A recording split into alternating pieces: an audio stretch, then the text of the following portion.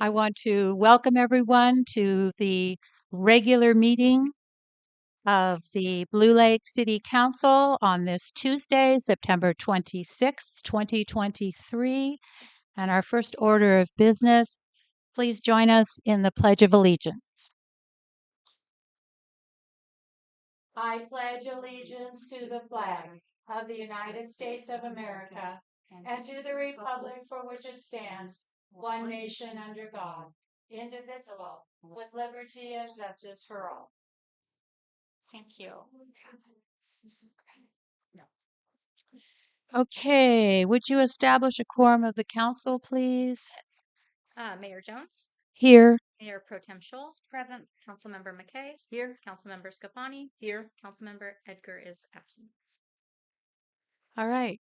Item 2 is approval of the agenda. We'll come up to council first. Is there anyone on the council that would like to move any item from the agenda or around on the agenda?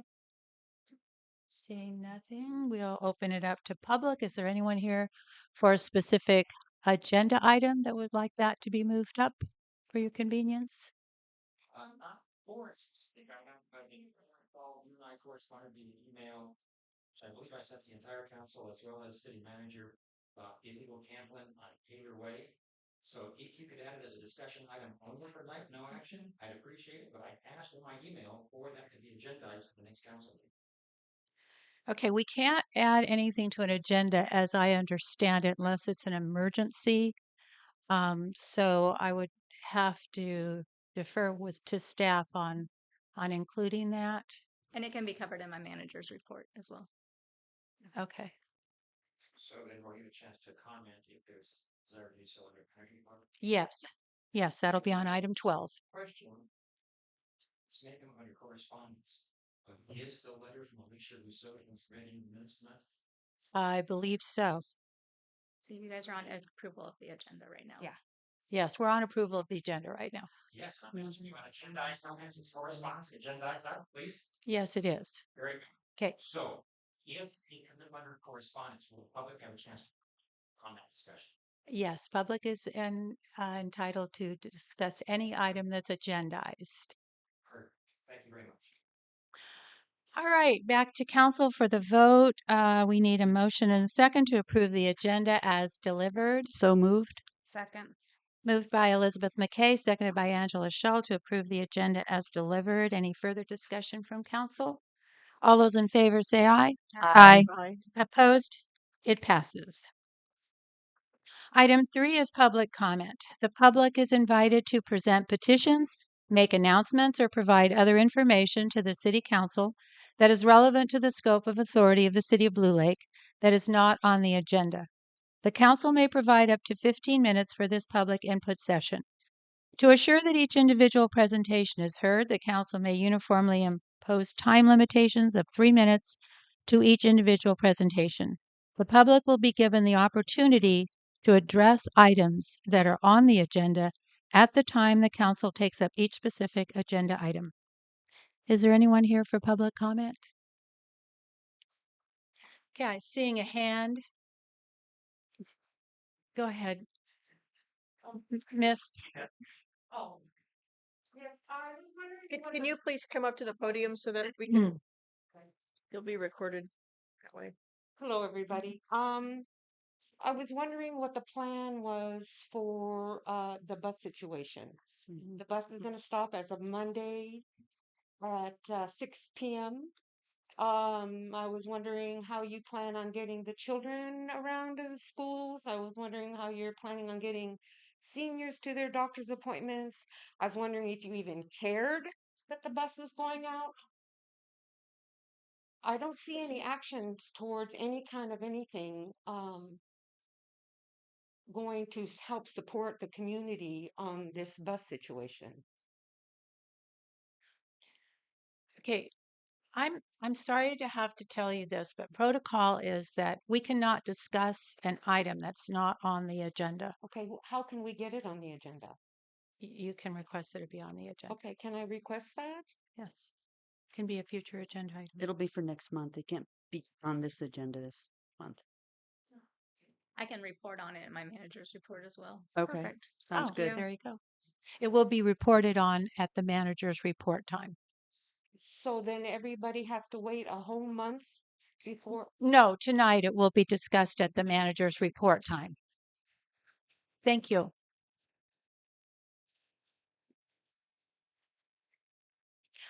Okay.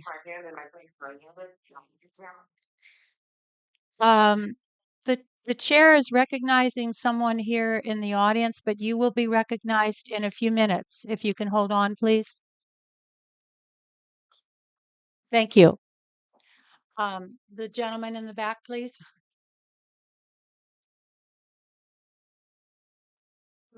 I'll try to keep my comments short, to the point. My name is Marvin Goss.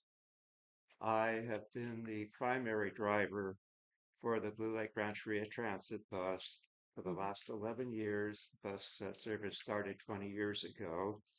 And I just can't overemphasize how vital the bus service is to those without any other means of transportation, whose survival literally depends on getting nutritious dietary food and medical needs that cannot be met here in the local area. And that's basically all I have to add to what the lady presented in terms of the other people, population groups that absolutely depend on the bus service. Thank you very much. Thank you, Marvin. Yeah. Scott? Thank you. Madam Mayor and members of the council, I have a couple of items. One, I think may be covered under item 8 as it relates to review of minutes of a previous meeting and a previous public safety committee meeting. But I would like to state that I want to reserve the right to speak under item 8, or at least discuss the fact that we have two major issues as I see it: aggressive dogs, aggressive dog behavior versus the discussion of a leash law.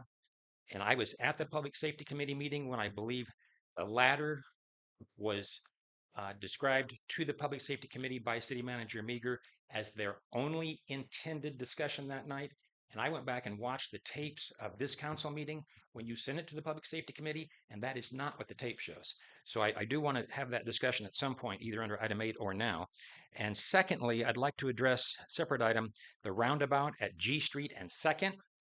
Whoever put that in, for whatever reason, under the grant, has created an unsafe condition. I took a picture tonight that I'll be happy to forward to the entire council.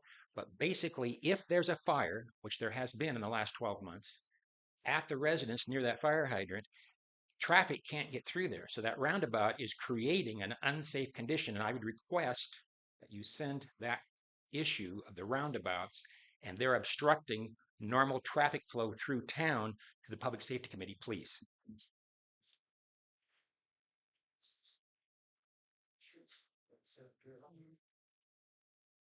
Is there any other public comment? I missed everybody's, I just got here. I thought there's a couple people online too. And we do have some people on Zoom. Am I? Go ahead. Go ahead. My name's Don Bednar. Grew up in Arcata, lived out here 3 decades, maybe more. Seen a lot of transition here, and I'm all for progress. The Rancheria has helped out this community in so many ways. The school, I can't name them all. I coached Little League out here for a long time, and they helped us out down there. Well, my dilemma today is I don't know how the financial workings are in Blue Lake here and how they're distributed. But if we can't even afford to pay some gas money for our children and our seniors to take the bus, and we don't ever have peace officers out here anymore, what the hell's going on with that? Let's allocate some money for that. I don't care about putting in low income housing and gas stations down there. I don't know if they're somewhat similar in where the money comes from, but let's focus on making what we got already good, okay? Let's not focus on expanding into something we're not going to be able to maintain, and we're not going to want the extra transients and all that around here either. Serious stuff. Yeah, my kids all got to hang out the river when they were growing up here, and it was a good thing. But now it's the river's shut down because of the low flow and all that, and kids don't really have what they used to have in the old days. And doesn't mean I should expect that, but huh, just a bus service and some peace officers to at least deter the counterculture element would be really awesome. Okay, that's all I got to say. Thank you, Donnie. The chair recognizes, can somebody read the name under there for me? Yep, Julie Christie, and then I believe that's Kent Sawatsky. Okay. The chair recognizes Julie Christie. Thank you, this is Julie Christie. My public comment tonight is referring back to council and recording of Zoom. I do not believe there ever was a formal, discussion and action, made to no longer be recording our meetings. And so I'd like to have that, go back to staff to have, some double check on that. Our meetings have not been recorded since Justin's taken over. There never was any official decision by council to do that. I think it's very important that we continue to record them to not able to recording our meetings. We also still have several meetings from 22. I believe that were never made public record and they were recorded. They have requested that several times. And this is an old one, but I'm gonna throw it out there because it's not too late.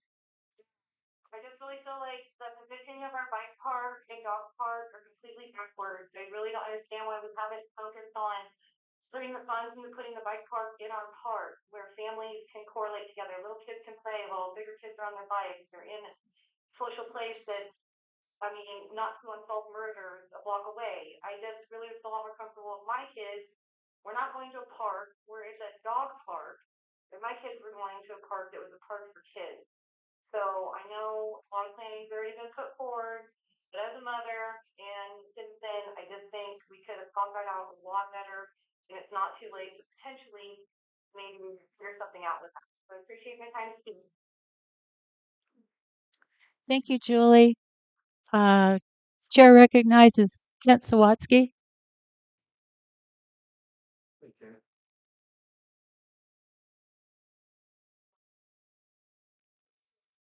you hear me? We Yeah. can now. Yes. Okay. Next, it's important enough for me to go ahead and come down here because I can't be attending there. We seem to have a real problem with last, following the municipal code. The municipal code is not the people. Click on here again. Tricia, saying it's gonna be talked later in the meeting, whether it's well way or whatever the hands are coming from. Not specifically said topic. And when you count the right again, I think, and that right is not fine, then you have a problem. You can have a problem.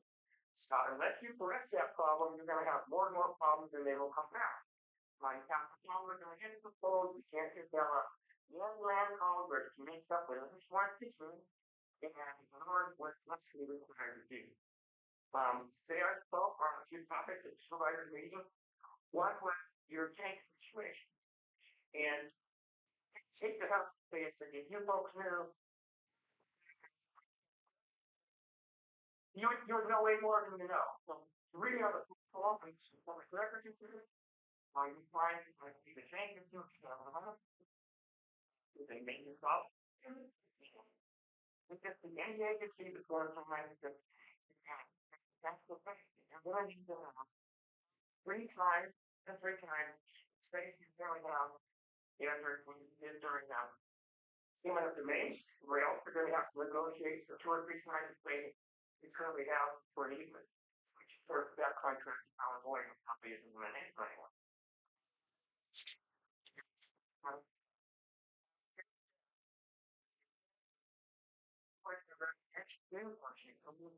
Your employee,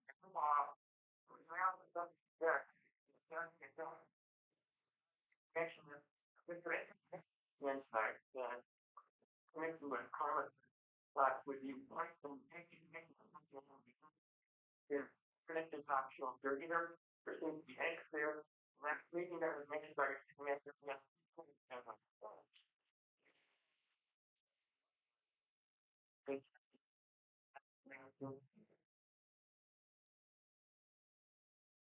Thank you. Just under 3 minutes. Is there any other comments? That's Julie. She hasn't put her hand down. Is that right? Okay. Yeah. Okay. Okay. Okay. Well, would you come up to the podium, please? We'd appreciate that so you can be recorded. Oh, did you have your hand up? I'm sorry, Becky. I'm sorry. I didn't see you. Really. Sorry, Becky. And you could, I'm Glenn Smith, Microphone. and I don't. Well, I moved back to Blue Lake about 10 years ago and bought a home, and the bus service was running, and that was one of the highlights of moving back here because I work at Murphy's Market and I ride the bus to work at least twice a week and home.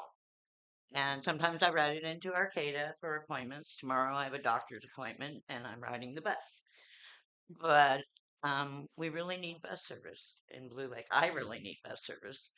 And I would appreciate anything that you guys could do about it because it's pretty vital to me.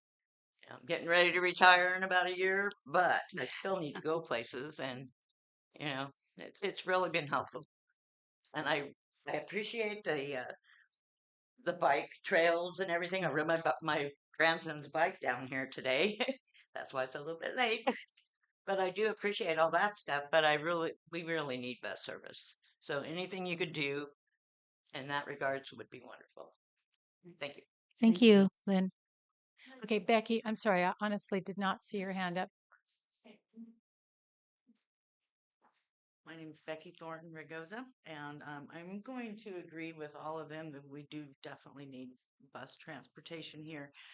But what I have to say is just something a little bit about, again, I'm going back into the Danco project, but I was thinking about this as I was looking through some of the finances of the city and looking through all of these minutes and managers' reports.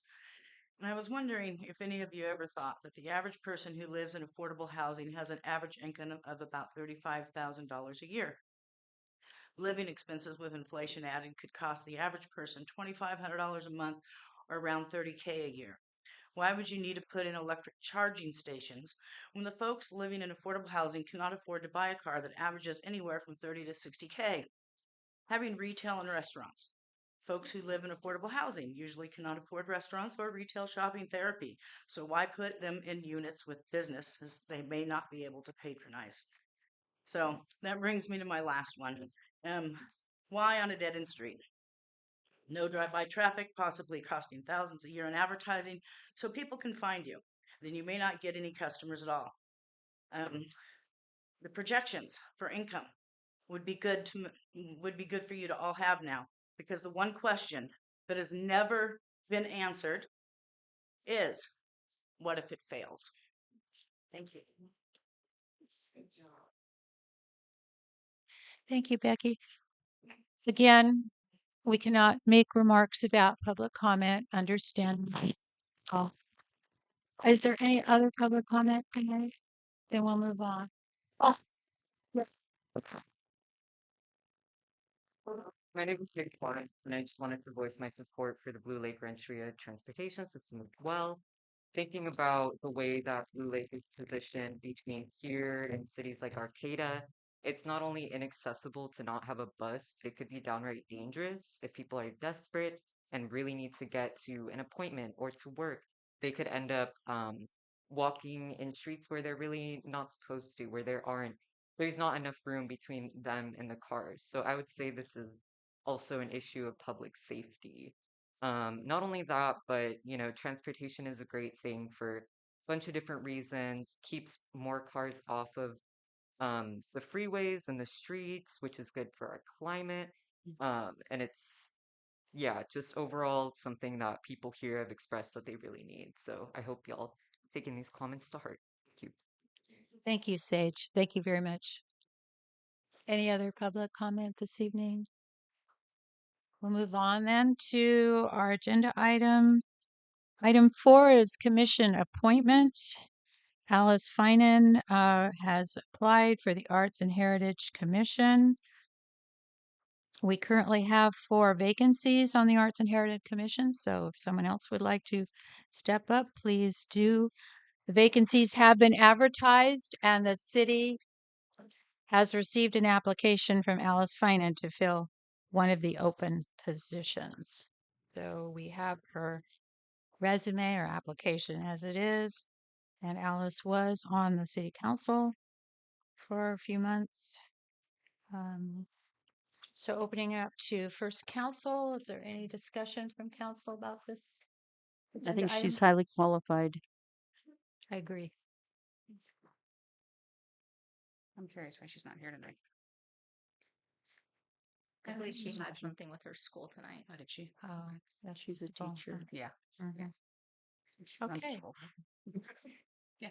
Any other questions or comments from council? I'll open it up to public. Is there anyone from the public that would like to speak on this agenda item? Back to council for the vote. You have I don't know, you might have a hand. Oh. Is that Julie? Yeah. Julie, did you want to make a public comment on item 4, the Arts and Heritage Commission position? Yes, ma'am. I think it's great that we have another citizen in town that's willing to step up for a commission. They're hurting for people to be joining them and being able to be consistent with participation.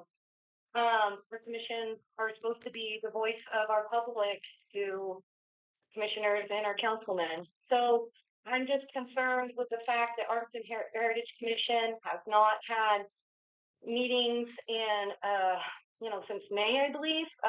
And that we're missing, we need 4 positions filled. And I'm just really curious, what's the purpose of this Arts and Heritage? Is it really something that we need to spread these potential council members out that they could be our commission members? I just feel like unless there's a really good standing ovation reason that we need Arts and Heritage, I don't think it's standing up to be a strong commission. And I think it spreads out our commissioners that we could have our other commissions that we need. Planning Commission and Safety Commission, they could be 10 times stronger. So I appreciate that we have an applicant, thinks more than qualified. She seems to fit the bill that they want for those commission members to find. But I still feel that it's an excess. I do not think we need it anymore. Thank you. Thank you, Julie. Any other public comment? Becky? I just agree with Julie. That's it. We have And somebody we else. have someone else on Zoom? Is that Mr. Sawatsky? Let's see. I can't either. I think so. It's the phone. Yeah. Okay. Did you want to make a public comment on item 4, which is the Arts and Heritage Commissioner? Alice Finan is our applicant. Mr. Swatsky?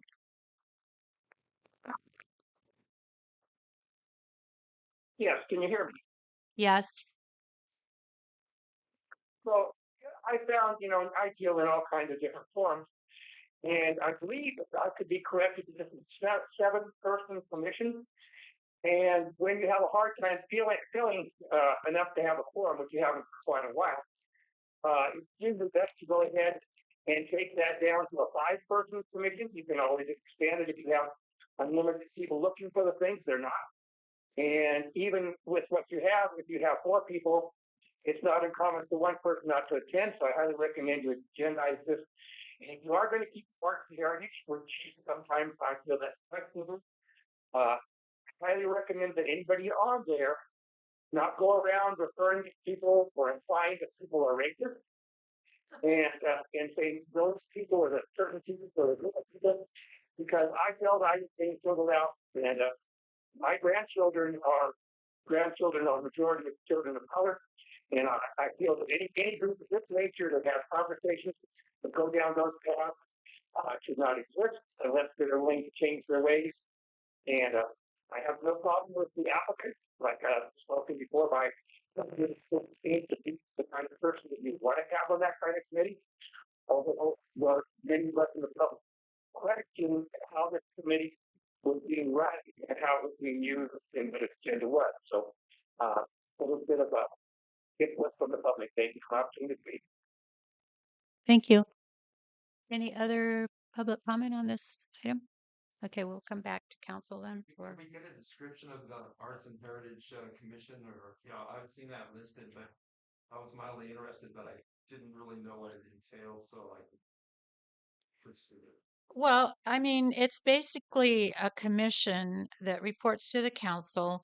And because we have so many artists in town, we felt that it was a way for us to reach out to people that are creative and may have some really good ideas about how our town should look. I was thinking of murals, I was thinking of the town square. There's lots of projects that they could weigh in on. So we formed this Arts and Heritage Commission just almost a month ago. A year. That's okay. I'm good. Yeah, a year ago. Yeah.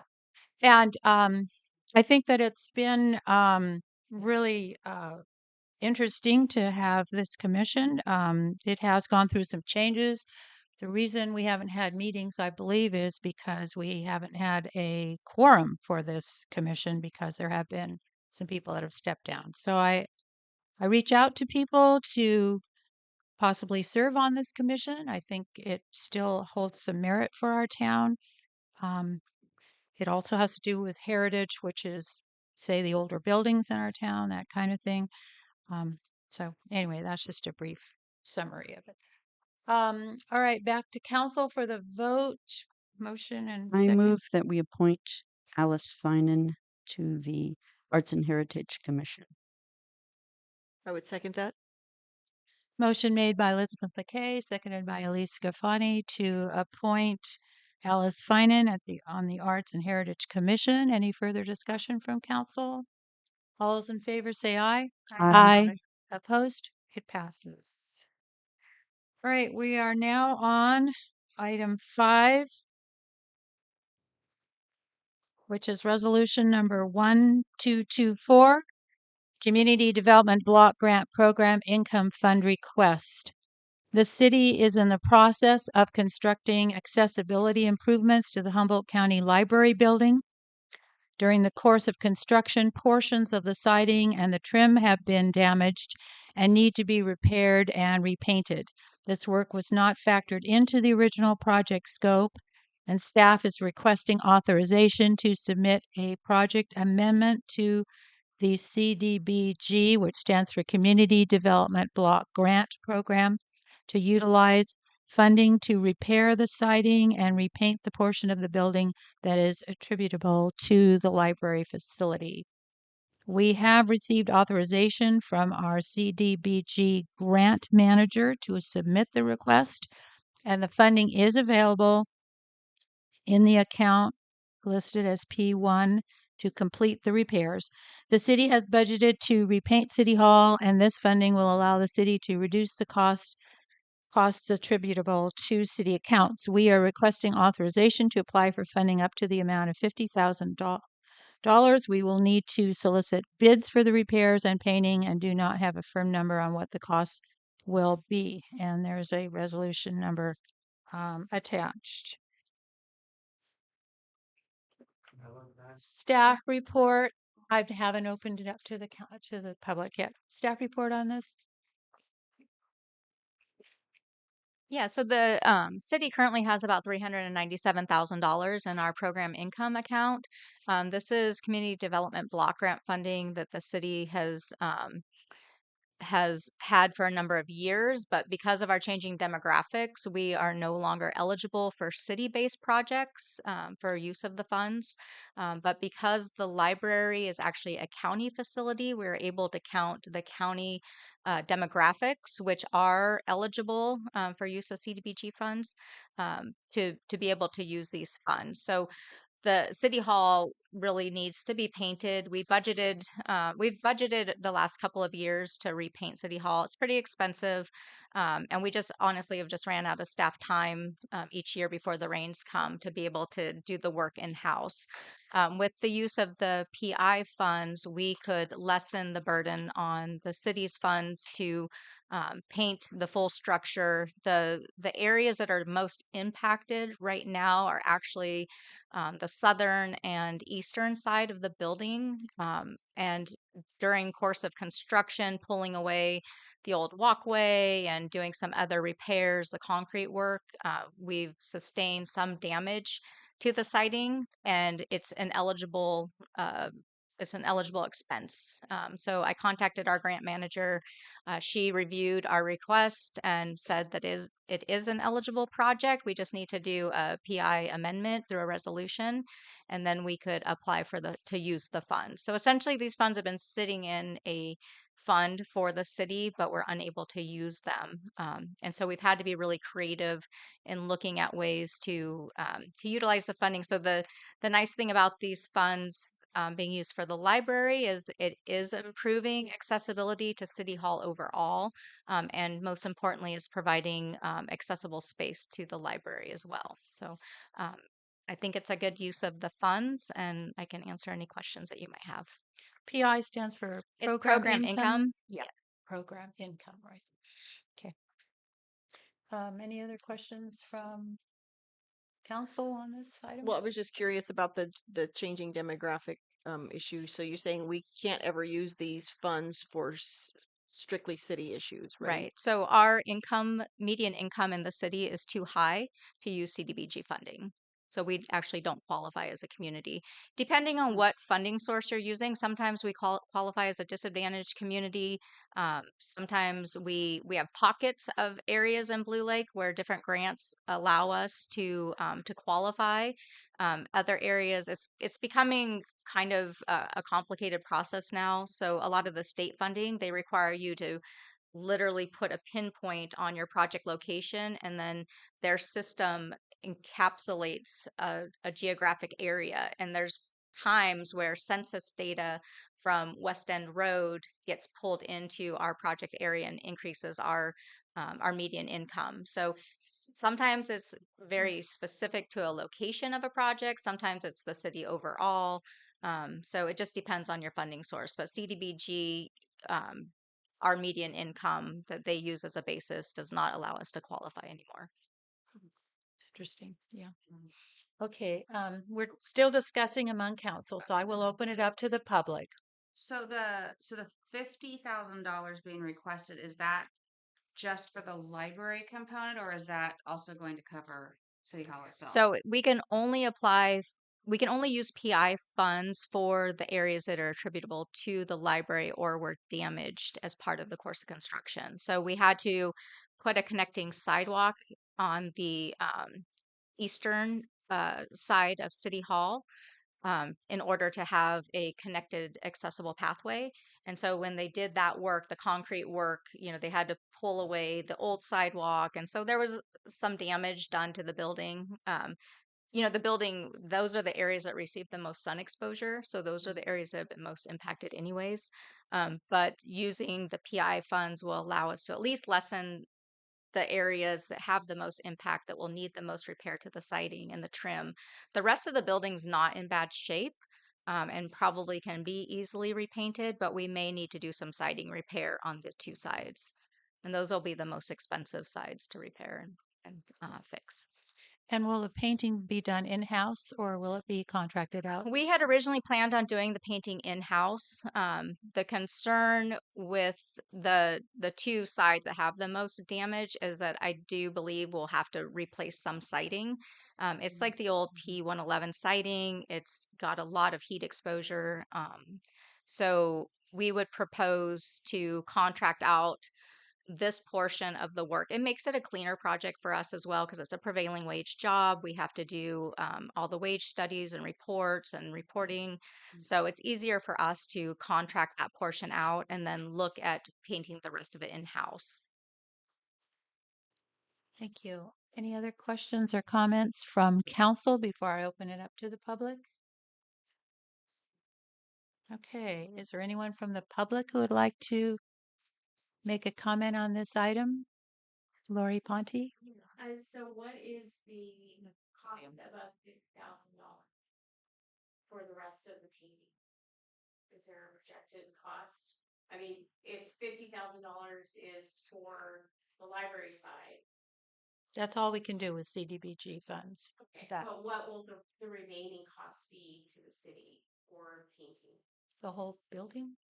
Okay, that's what it sounds like it needs. Is there an estimate of, or have you looked at what that's gonna cost to the city? Okay, your public comment is very good and thank you. Yes. Okay, thank you for your comment. So will that get answered? It might be, but not during public, not at the moment, because we have to hear all the public comments. But at the next meeting? No, it will be tonight, but we have to listen to other public comments. And will that be addressed at the next meeting as a question that's posed to this meeting? No, it would be addressed tonight. It's an agenda item tonight. Okay, is there any other public comment? Scott, Donnie, and then we have someone on Zoom.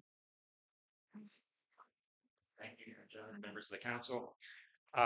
Even with prevailing wage, the painting cost and replacing some damaged siding seems like $50,000 is a fairly large number.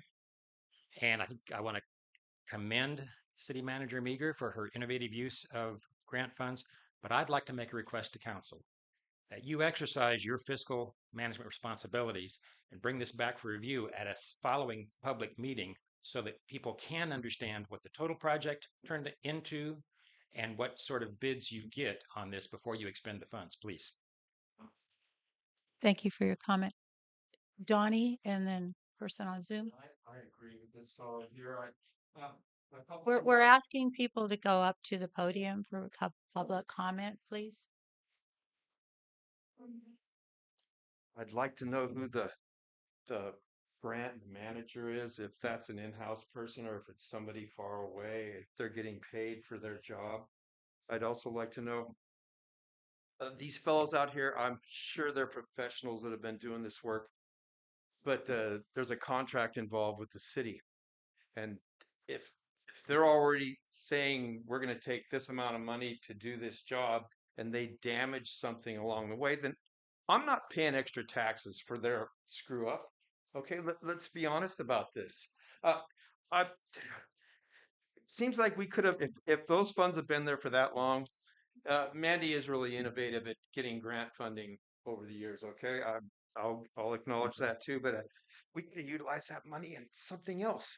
If she's that smart and that good at it, why aren't we using it for something besides things in the middle of the street that people are running over? Come on, man! Some old guy almost hit me the other day, and I was just trying to follow the designated route now, leaving the post office with that huge horrendous thing that's going to bleed all over the place when it gets wet. Um, I wish, yeah, maybe I need to get more involved. It's probably partially my fault for not paying more attention, but I'm here now and I'm putting it out there. I'll think of something else too, I'm sure. Thank you. Thank you for your comment. Is that Mr. Sawatsky on Zoom?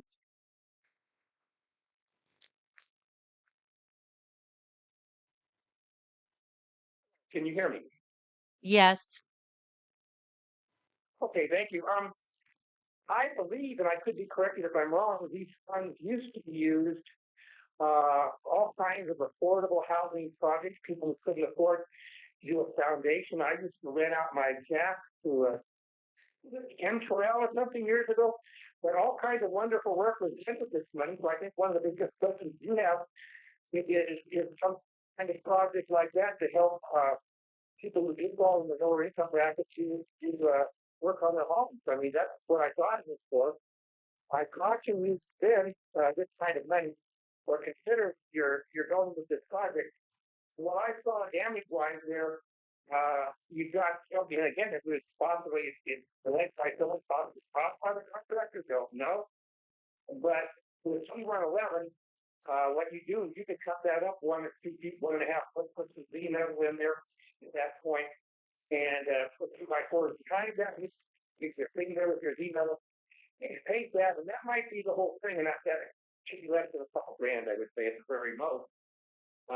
Caution you for going ahead and coming up with an extremely high estimate or extremely high ask. You have actual bids. the actual damage been done there, and that does not include paying the rest of that building. I understand you're trying to build this project, but that was my opinion, maybe it's still creating the run. And I think if you're like familiar with the first meeting, well, I think that. Yeah,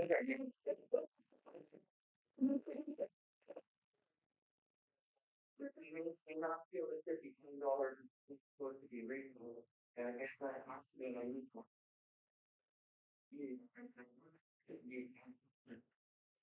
Yeah.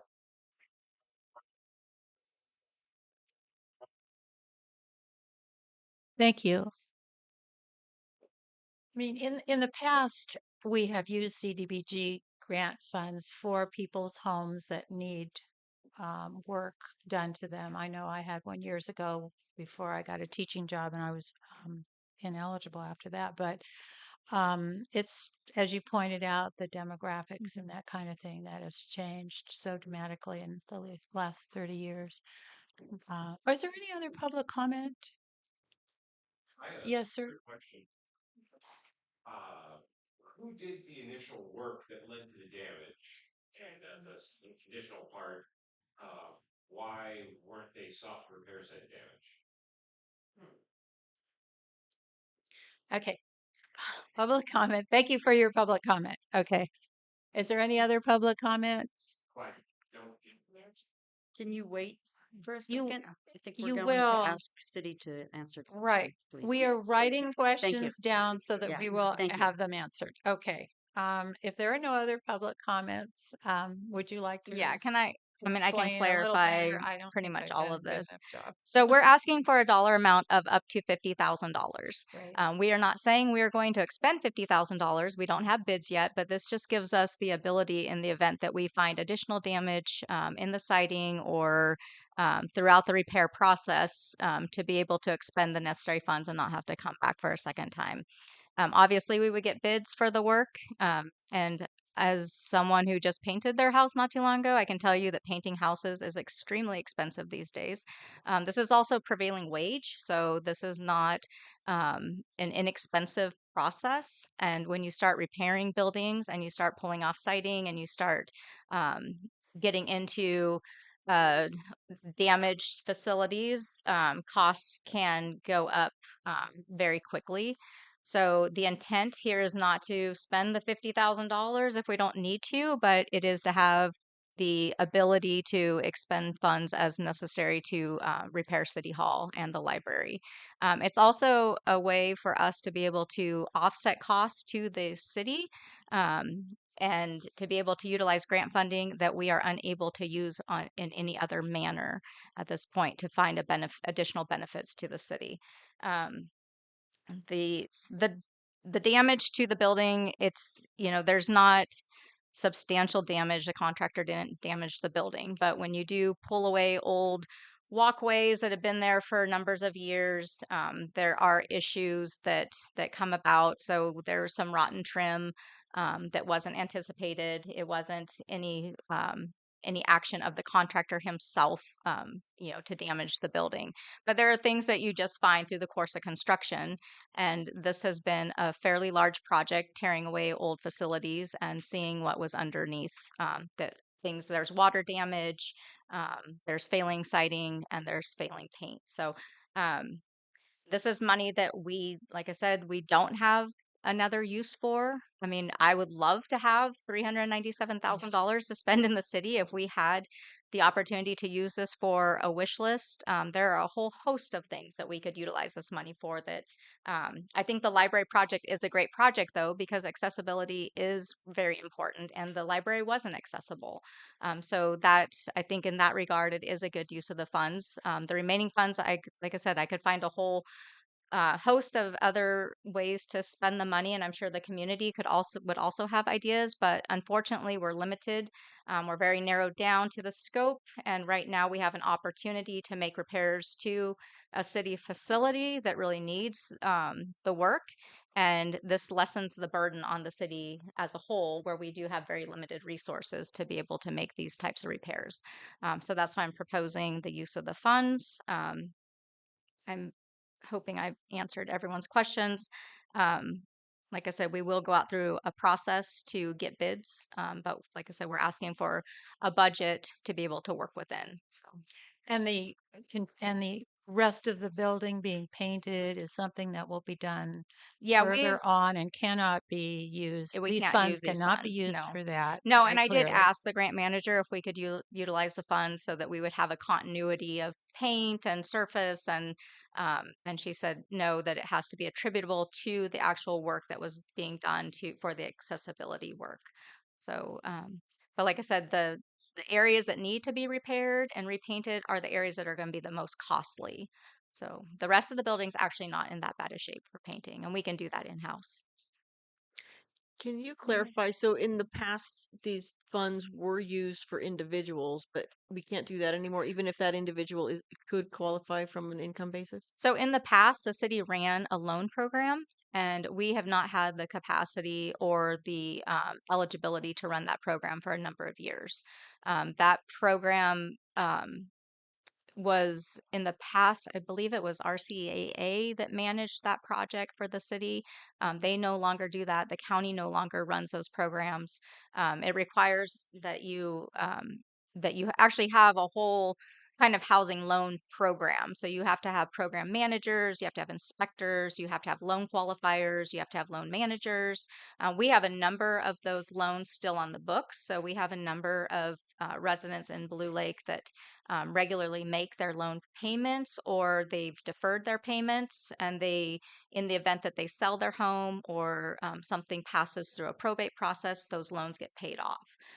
But the city hasn't had the capacity to run a housing program for a number of years. And Ken Terrell worked for RCAA. Is that what happened in the past? Because he used to come to our meetings even, and he was really instrumental in helping individuals get loans. And I think there was even a little board too that people had to go in front of Yeah, it was a pretty complicated process. to be qualified and all. Yeah, I remember it And because the he income was on the qualifying board. factors are very stringent. And what's happened with the cost of construction being so high that, people qualifying for these funds and these programs, the actual cost though to do the construction is so cost prohibitive. I mean, a roof now is $20,000. We were seeing loans for people for roofs for a couple $1,000s, so the costs have gone up so exponentially that the grants and loans aren't actually as beneficial as they had been in the past. And when we have a housing market where an entry level house in Blue Lake is starting out at $400,000, the income qualifying factor doesn't really pencil out anymore. So, like I said, our demographic numbers have changed so much that we're just not a qualifying city at this point. So we have to get even more creative in ways to find how we can use this 397,000 that's just sitting there, because the loan program was also a revolving loan that as people paid it back or sold their homes, then we had more money to loan out, but it's just not working out that way. If such a program were to be started again, that pool of money is available for that? I Is don't that know that true? it is anymore. I don't know that CDBG that's an allowable program anymore through the overarching community development block grant program. Okay. But the improvements that we're making to City Hall are really substantial. I mean, we're going to have a van accessible parking space. Now we'll have accessible sidewalks, an accessible library. The library will have an accessible bathroom. I mean, those are substantial improvements that this funding is providing to the city and to all the users of City Hall and the library. And it puts us in a better position as well to meet accessibility standards, because we all know that ADA is a big issue, and the county and the city are not exempt from it. We've already had all of our facilities reviewed for ADA accessibility, and we're having to make sure that we're on a pathway to make those improvements as we can. And that's why every project that we do builds in ADA accessible infrastructure and improvements, because it's something that we need to be doing, we're mandated to do. It does present a liability for us if we're not moving forward in that direction. So this project is actually beneficial to the city on a host of levels. So prior to the accessibility project being done, I have no idea how old the library and City Hall building are, but collectively, do we recall when the last time any work was done to the exterior? Like, I'm just wondering because T111 siding, obviously it goes bad, particularly if it's got sun exposure, repeated sun exposure, that kind of thing. So I'm just kind of curious if this is, when we're talking about, is it a fault of the contractor that's working, or is it the fact that this building hasn't been touched on the outside in 40 years and it's a natural course, I guess is what I'm asking. Well, that was an addition to the city hall. The library was built about, I don't know, 30 years ago as an Okay, so 30 addition. years ago. I mean, we do routine maintenance of all of our facilities. But like I said, this is a project that needs to be done, and we can either do it with city funds that are extremely limited, or we can use program income dollars that are sitting there that we can't use, that this is eligible. So it's really an opportunity to lessen the impact to the city by And kind of utilizing an these funds for age, something that we need to do anyways. kind of an age Yeah. plan. Okay, that's what I So was. the Yeah. recommended action is to adopt resolution number 1224, which authorizes the city manager to submit all required grant requests and agreements and authorizes the city manager to execute all contract documents necessary to implement the project.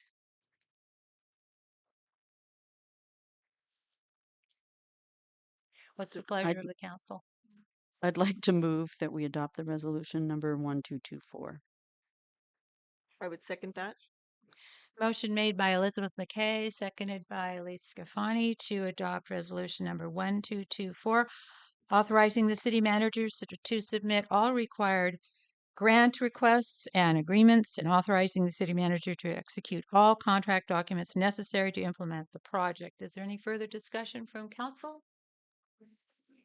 All those in favor say aye. Aye. Aye. Opposed? It passes. Okay. We need to have quiet, please. Thank you. We are on item 6, city clerk designation. This is an action item.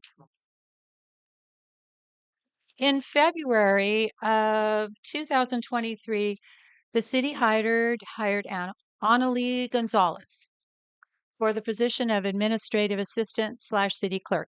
At the time of her hire, the position required the incumbent to fulfill the duties of city clerk and to participate in clerk-related training to enhance applicable skill sets. The city council made this decision to postpone the city clerk designation until such time as the city felt that Ms. Gonzalez had completed the necessary trainings and had the opportunity to gain a better understanding of the clerk duties. Ms. Gonzalez has been acting in the role of city clerk for several months. Her duties include preparing meeting minutes, responding to California Public Records Act requests, filing 700 forms, preparing agenda packets and meeting notices, scheduling meetings and public hearings, and assisting the city manager in preparing for city council and commission meetings.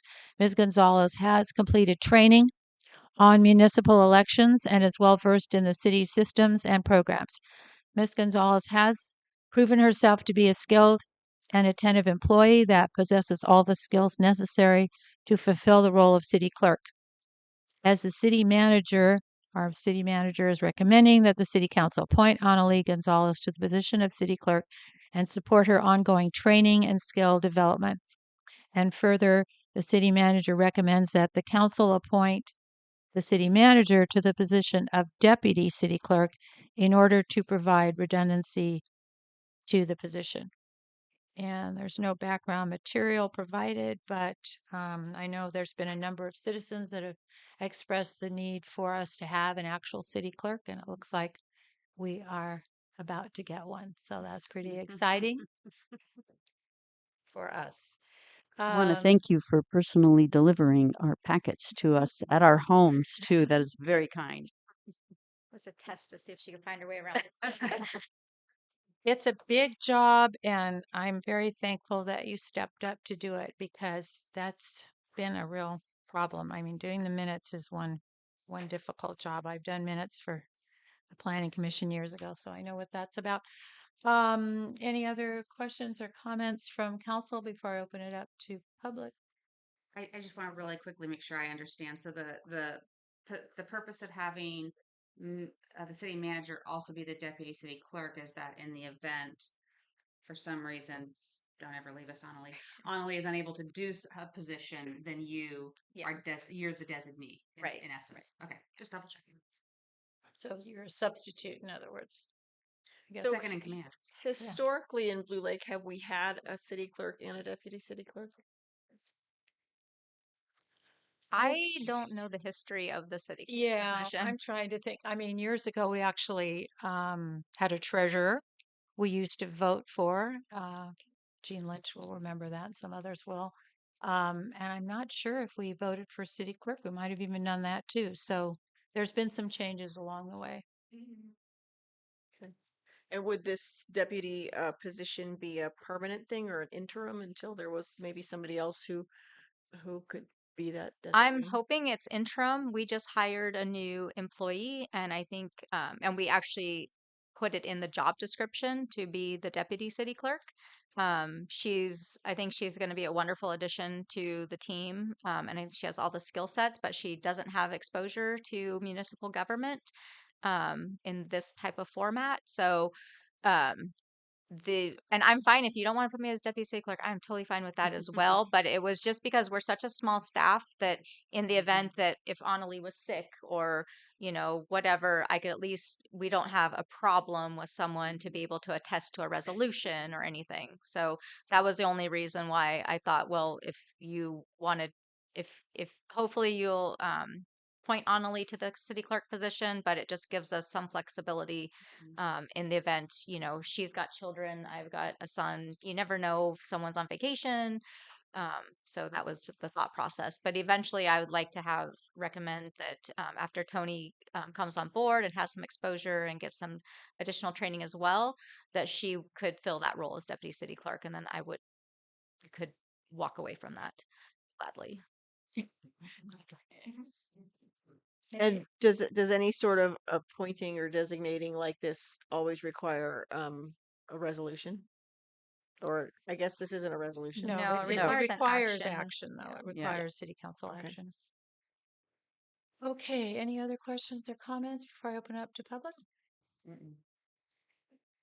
All right. Is there anyone from the public that would like to take a comment on this? The chair recognizes Lori Ponte. Yeah, We ask folks to come up to the Sure. podium. No, That that's way fine. your My name comment is recorded. Yeah, my name is Lori Ponte. I live on H Street in Blue Lake. And I don't think it's a good idea to have our city manager as the deputy city clerk. I think there's probably a crossover in responsibilities, and the city manager, as I understand from reading the League of California Cities, understanding your departments, which I just looked at today, so it's not completely ingrained in my brain, but it seems as though there might be a conflict, as the city manager is the guidance of the city clerk under the auspices of the city council. And it sounds like we have someone in place possibly to work as the assistant or deputy city clerk. From what I've read under city clerks, it's a daunting job, and I appreciate all that it involves. But it seems as though, because even though we're a small town or a small city, we need to have clear definition between the jobs of the people that work for the city, which is the council and the manager and the clerk and that part. So I would like to ask that the idea of appointing the city manager as the deputy city clerk not be considered, because I just think that even though we're a small town, we all have kids, we all have grandkids, there's a lot going on. I think those things can be worked on when somebody's sick or has vacation, that kind of thing. There's some some adjustments. And I would hope that the city clerk's position isn't so integral to the running of the city that if they are sick or they have a sick child, um, it would detriment anything moving forward in the city in the way of a function. Um, so that's my comment on that. Thank you. Thank you for your comment. Uh, Jean Lynch, then Becky, then someone is on Zoom. I'm getting old, but I think if memory recalls, yeah, the city clerk position had been an elected position, yes, actually, and that was changed several years ago. Um, and as far as having a deputy um, city clerk, my feeling is that if Annalee is going to be the city clerk, that definition should be solid. Uh, no oversight is needed. She's capable of doing the job. It's been proven that she can do the job. I've had discussions with her. She's very, very knowledgeable and very calming, uh, great person to work with. So I'm not sure that the deputy city clerk position is needed. And I understand if somebody's sick, you have to have um, help along the way. But I'm not sure having a defined uh, position is the way to do that. And especially we have elections coming up. Um, Adeline's going there's going to be a lot of responsibility. And I kind of, in my brain, I'm thinking if you have a deputy clerk and you have a clerk, you've got double-headed management, and that confuses things. Um, it could be looked at that way. The definition of what a deputy uh, clerk might be might become confused in the future. So that's my opinion. Thank you. Thank you. Thank you for your comment.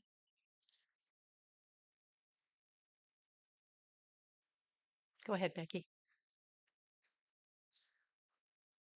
I'm going to agree with Jean and Lori that I don't think the deputy city clerk is a necessary position. And we've all been through this before. Annalee's done wonderful, I have to say. She's easy to work with, great to talk to. And I really am glad that she is stepping into this position of the city clerk. But I still don't think that the deputy city clerk would be that necessary. And there could be conflict. I think we're going to go to the Zoom person and then we'll take you, Lisa. Um, is that you, Mr. Sawatsky?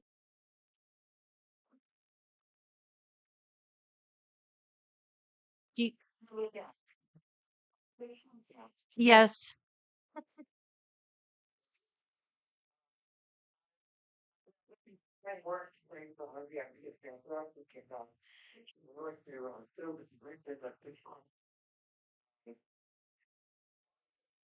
She thinks I start keeping track of it, except not. And the chips are not moving on the top of it.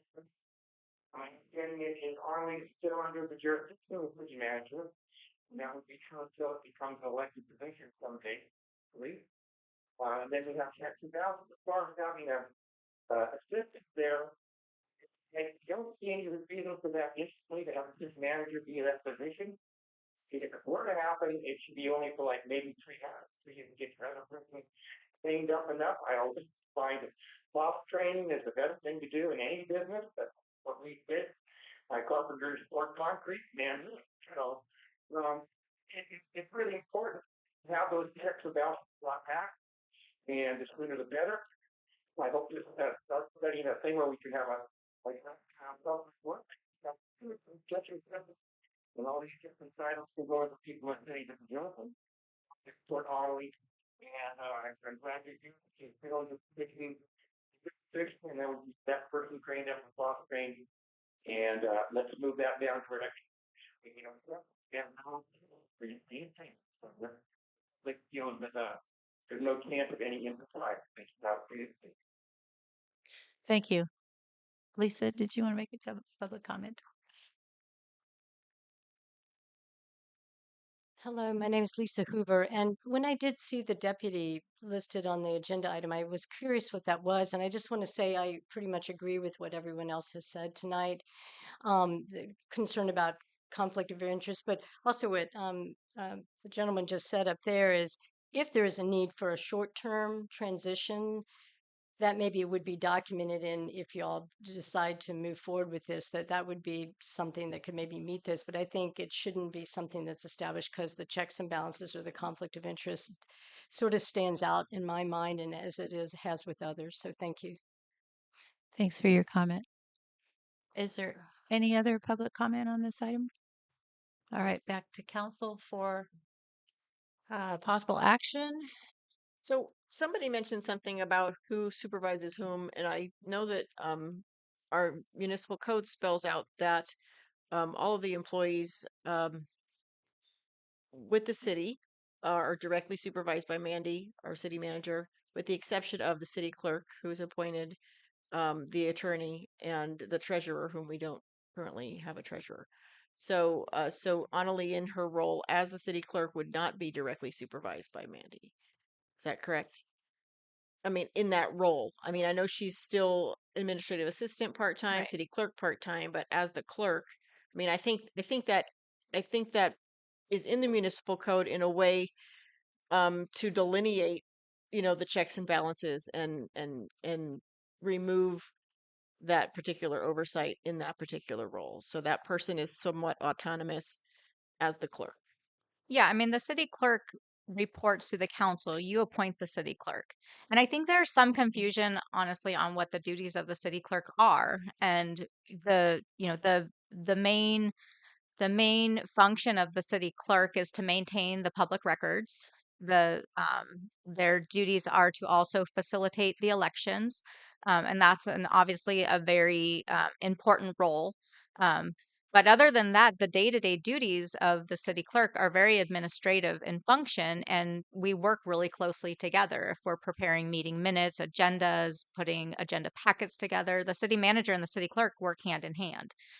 It's not n- the city clerk isn't creating council agendas outside the um, the conversation and collaboration with the city manager. I mean, we're working together hand in hand.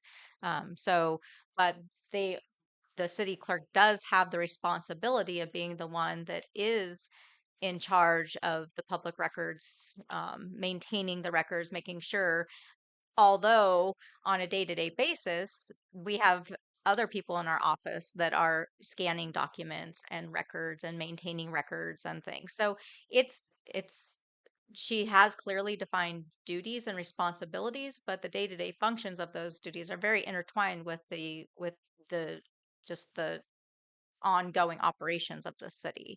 But yes, she would. That's why it comes to council for appointment.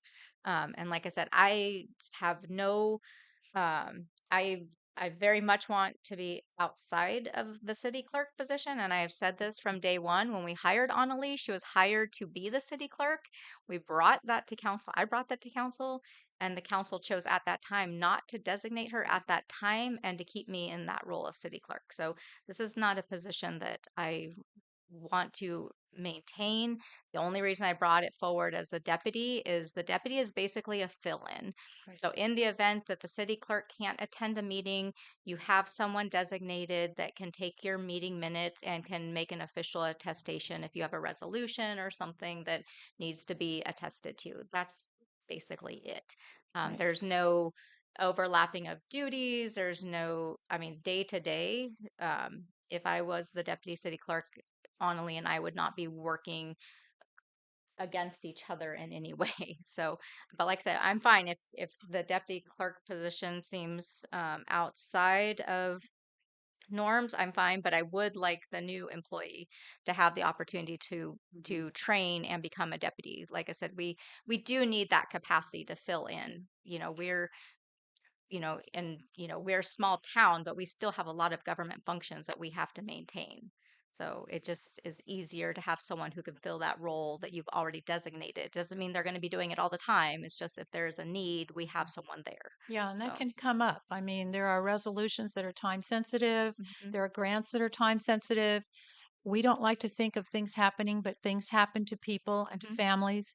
And I think it's a it's a good way to ensure that our city functions in a nice, smooth way, just having that backup. Things happen, they just absolutely do. And so we have to be very careful about that because I know I've been called on a moment's notice to come sign something as mayor. You know, it has to be done by this date because we have to get it in by a certain date. So some things are just time sensitive and it really has nothing to do with any conflict of interest or anything nefarious. So could we insert in this to appoint Annalee to the position of city clerk and Amanda Mager to the position of temporary deputy Or city clerk? interim? Interim? Yeah, Okay. absolutely. Interim? Sure, let's Sure. use that word. And That's great. I do have one more question. In terms of a probationary period or something, does the city have a, a policy that says how long an employee is in a probationary state before, before they could be appointed as any particular position? Like, Audley's been here, you know, 7-ish months, but, do we have like a 6-month probation and then somebody could be appointed as the deputy, or how does that work? Well, I think it depends on people's skill sets. So, I mean, we could have hired someone who had a city clerk background and you could have made that appointment right from the get-go. I think the reason why the council chose to wait for a while just to get Annalise some more exposure was because she didn't have any exposure to the city clerk position. She has an amazing capacity for her administrative duties, and those administrative duties are the function of a city clerk. So she definitely had that capacity, but the idea of getting her some additional training, having her more at meetings, taking minutes, was the I think the goal of the council at the time for deferring that appointment. Sure. So we always have a probationary period. The city is also an at-will employer, so it's not necessarily an issue. You can always, extend someone's probationary period based upon work function and capacity, but it just depends really on the employee and kind of their progression of their skills. So is your probationary period 3 months or 6 months or? I mean, we do like a 3-month evaluation, Mhm. looking at, but like I said, it depends. I mean, there's some people that come in with a higher level skill set that, aren't Sure. necessarily in that same. But regardless of Mhm. skill set, it's still an issue of personality and if they Oh, fit absolutely. But like I and if said, they the city fit is also an at-will and employer, so we everything. don't have to rely on a probationary period to make any adjustments. And if there Okay. were a need for a termination, we wouldn't have to rely on a probationary period to make that termination. Okay. Okay. What is the pleasure of the council this evening? Am I the only one who does this? Right. Oh, okay. I move to appoint Annalee Gonzalez to the position of city clerk and Amanda Mager to the position of interim deputy clerk. Point of order question. There's been a motion and a second. Motion made by Elizabeth McKay, seconded by Angela Shaw Can to appoint we Molly recognize a point of Gonzalez order to the question? position of city clerk and Amanda Mager to the position of interim deputy city clerk. Any further discussion from council? I'm Any curious further what the discussion point of from order might public? be. Yes. What is your point of order? There were 5 public comments, all of which encourage you not to designate the city manager as an interim or deputy clerk. So could you please stipulate a time certain for this interim appointment? Thank you for your comment. I actually was thinking about asking him to do that, if we made it a 6-month type thing, which might give us an opportunity to see if our new employee would be appropriate to become that deputy city clerk. I move to appoint Annalee Gonzalez to the position of city clerk and Amanda Mager to the position of interim deputy city clerk for the term of 6 months. So you're amending your motion. Please. I would like to second that. I believe it's already been seconded by don't need to. Angela, but I do Okay. have to ask if the second agrees with the The second right, agrees. amendment. The second agrees. Okay, The second thank you. first. All right. Any other questions or comments from council? All those in favor say aye. Aye. Opposed? It passes. Welcome to our town officially, Yay. Annalie Gonzalez. Yay, thank you. Welcome. Congratulations, Annalie. Sorry for chef cake. Tomorrow. Okay, we'll move on to item 7. RV park and campground portfolio presentation and authorization to release, discussion and direction and action. Storyland Studios has finalized the development proposal for the RV park and campground project. This project was funded by the Economic Development Administration under their 2019 Disaster Assistance Grant Program. The city was awarded over $200,000 to identify economic investment opportunities that would aid the city in transitioning its economy from an industrial focus to a recreation based economy, while building in resiliency and long term revenue generation. City staff has presented the development proposal to the various city commissions and has been reviewed by our local and regional tourism and financial lending leaders. The proposal has received positive feedback, and staff is requesting authorization from council to release the project on the open market. The intent of the release is to gain feedback and to determine if the project gains the interest of developers and financiers. The City Council may decide to release the project through a more formal proposal process in the future if the project gains a significant level of interest. And this is an action item. Edit alert. What's that? There is a page 11. They spelled Arcata, A-R-K-A.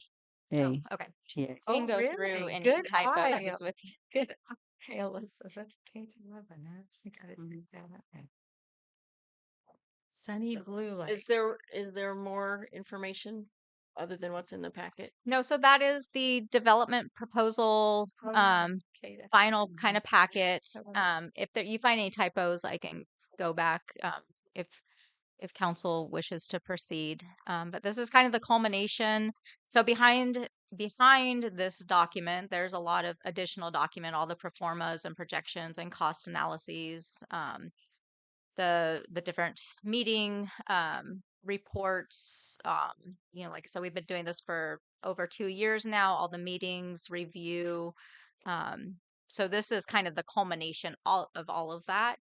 And that was what was written in the grant application itself, was to analyze this type of project and to see if there was any feasibility to the concept, and if in fact the project seemed to be feasible and penciled out, that the city would then go forward with seeing if there was interest in developing a project of this scope. This doesn't say that the city is going to do this project, but this allows us to take this out and to basically vet this project on the open market to see if the market thinks that it's a feasible project and thinks that it's a worthwhile investment. If that were to happen, there are a lot of steps that would have to take place. There's rezoning issues, there's project analysis, there's CEQA issues, there's a whole host of things. But at this point, we've done everything that we have basically stated we would do in the grant, and the end product is going out to see if this can gain any traction on the market. So is this selling the land to No. people? No, so the I w- city maintains the land. So Yeah. the concept has We own the always land. been, and Okay. through the development of this proposal, the concept has always been that the city would maintain ownership of the land and would be looking for a developer to develop for a long-term lease, something similar to what you did with Blue Lake Power. And that's not an uncommon structure, especially for RV parks and campgrounds. You see this a lot. There's, all over. There are private landowners that have development partners for these types of operations. And the project that was vetted, this is a high end project. This isn't You would be looking for someone with expertise in this arena, someone who has a proven track record. This is a $20 million project. It could be phased in different ways as well, and the end product may not end up looking exactly like what is proposed in this plan. But this allowed us to evaluate the project, set a vision, and identify some goals. Whether the end result looks exactly the same, or if it was phased, or if it was tweaked, or if it was changed or modified, that would go through a whole process of evaluation by the council and the community. But this allows us to fulfill our grant obligations, and honestly, it's a really good project. The numbers look really solid, and there's a lot of investment and development money out on the open market right now for RV parks and campgrounds. So can you describe the process of betting this on the open market? What does that mean exactly? Yeah, so what I would be proposing is to release this project. There's a number of different ways that we can do this. There are a number of industry organizations and industry publications that developers routinely frequent and look at for different projects. So kind of the same as if we were going to release a construction project, we would advertise it, say, at the builders exchanges. So contractors know if they're looking for a project, they go to the builders exchange notices and they look at projects and see if there's something applicable to their skill or trade um, or project need. So it would be something similar.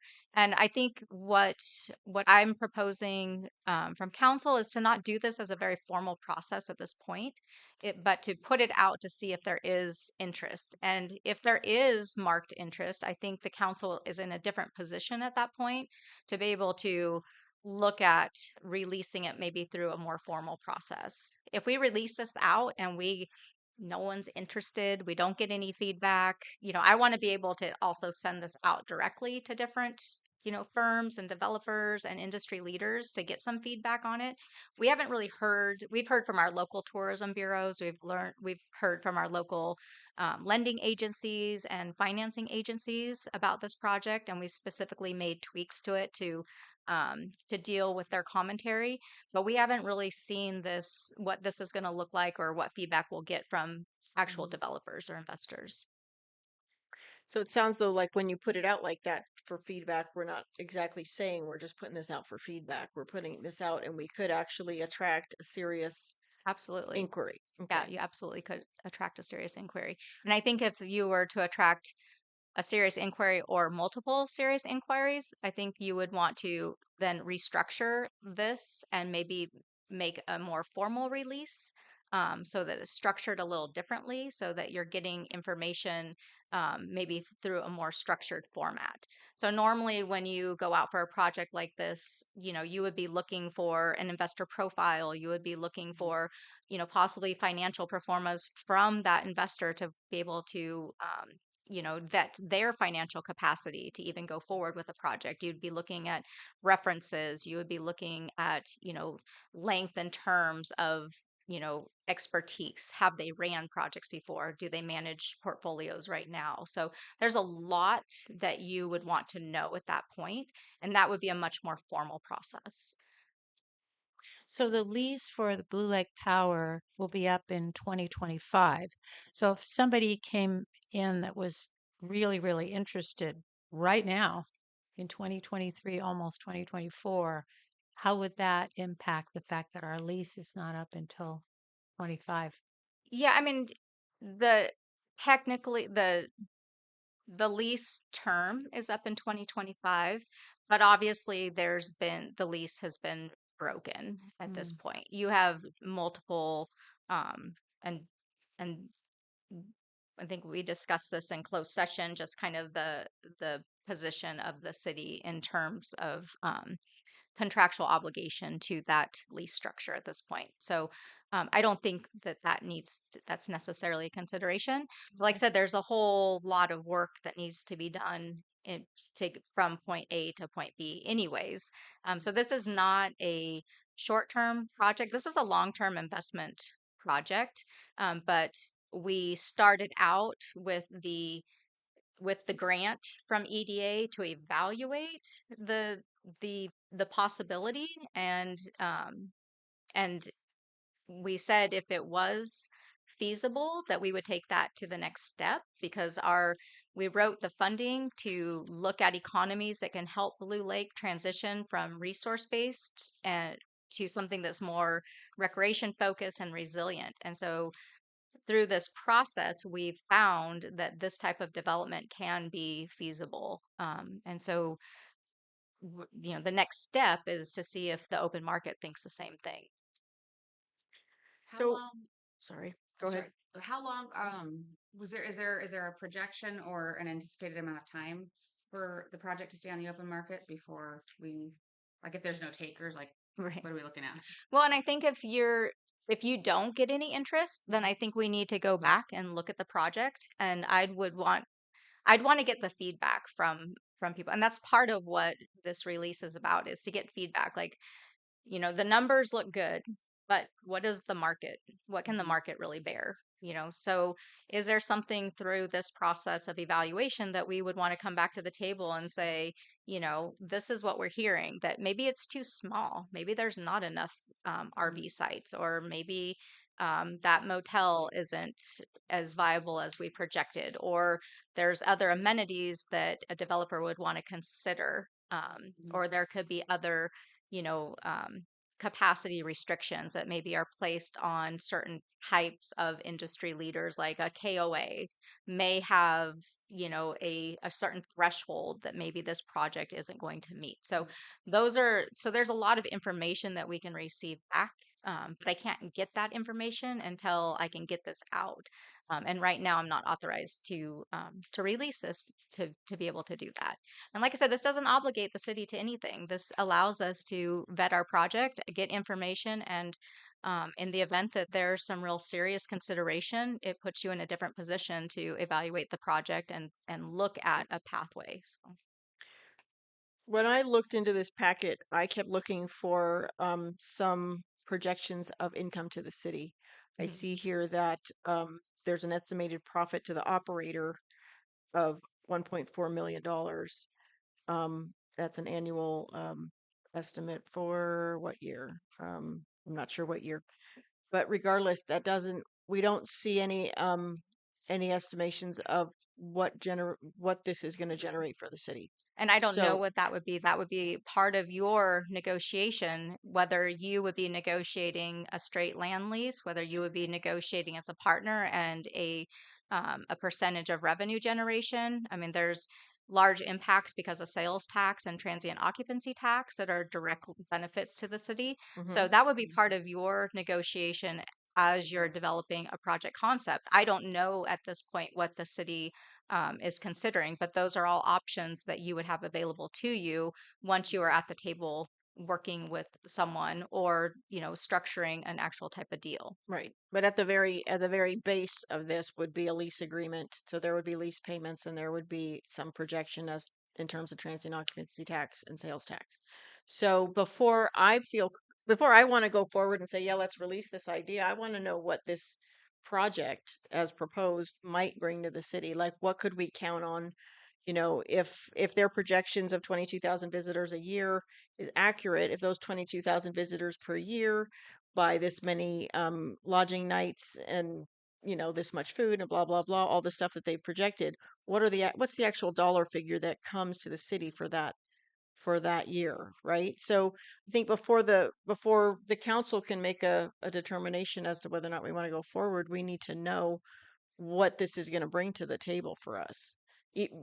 Just at the very base of it before we would negotiate any other kind of arrangement. So Mhm. that's some of the information I'm looking for, and I'm also interested to know how they determined these figures. I know this is just a presentation book, but it doesn't show us anything about their process, about how they collected their data, what their process was for coming up with this. So, Yeah, and I can provide um, all of that to you. So this is the final plan to go out to the market. But behind all those numbers that are in there, are a whole ton of other numbers and spreadsheets and projections and evaluations that have been made to bring that forward. So there's all the analysis on the lodging numbers and the evaluation on the rates and the different season, your shoulder seasons versus your peak seasons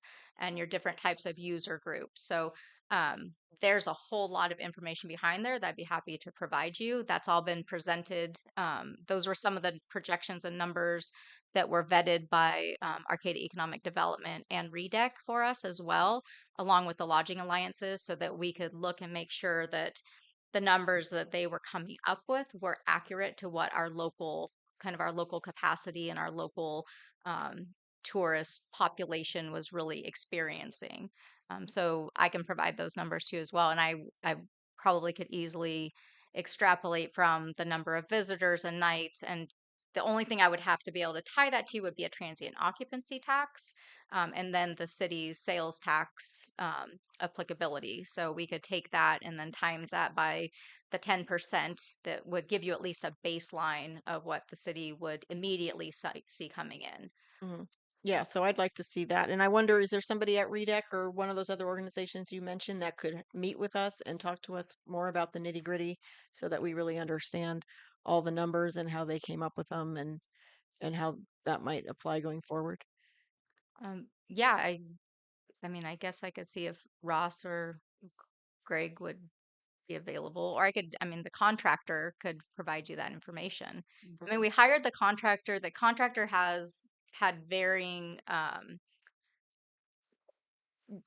consultants. So they had architects, they had finance people, they had, their computer aided graphic managers. So they have a whole host, and I think that they're in the bibliography.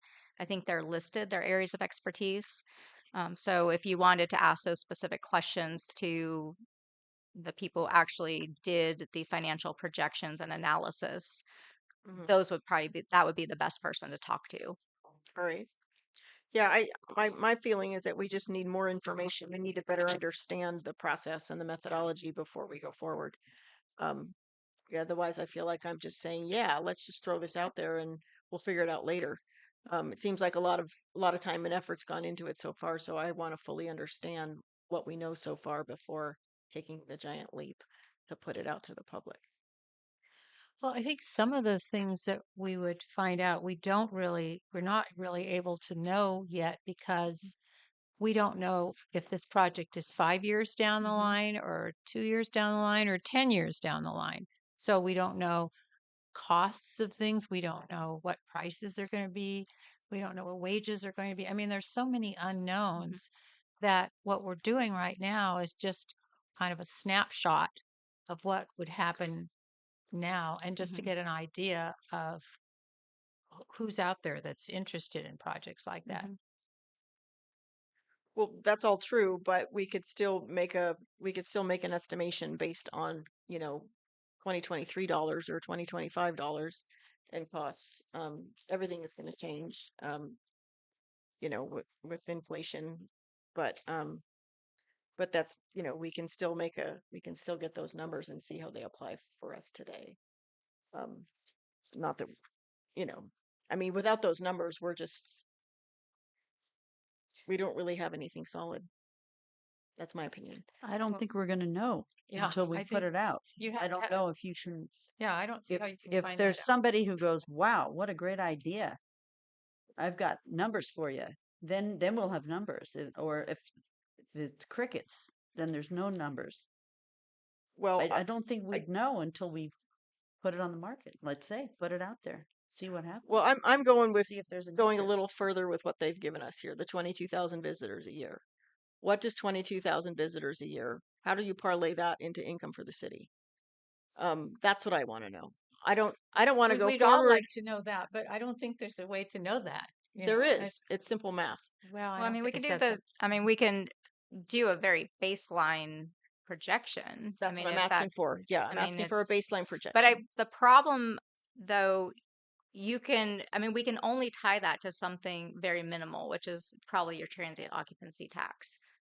Everything else would be something you guys would be negotiating with a developer. If you had someone who came to you tomorrow and said, you know what, I like this project and I want to do this, and you know, then you've got to sit down and determine at what level of partnership would you be taking this on? Are you just looking for, like Blake Power?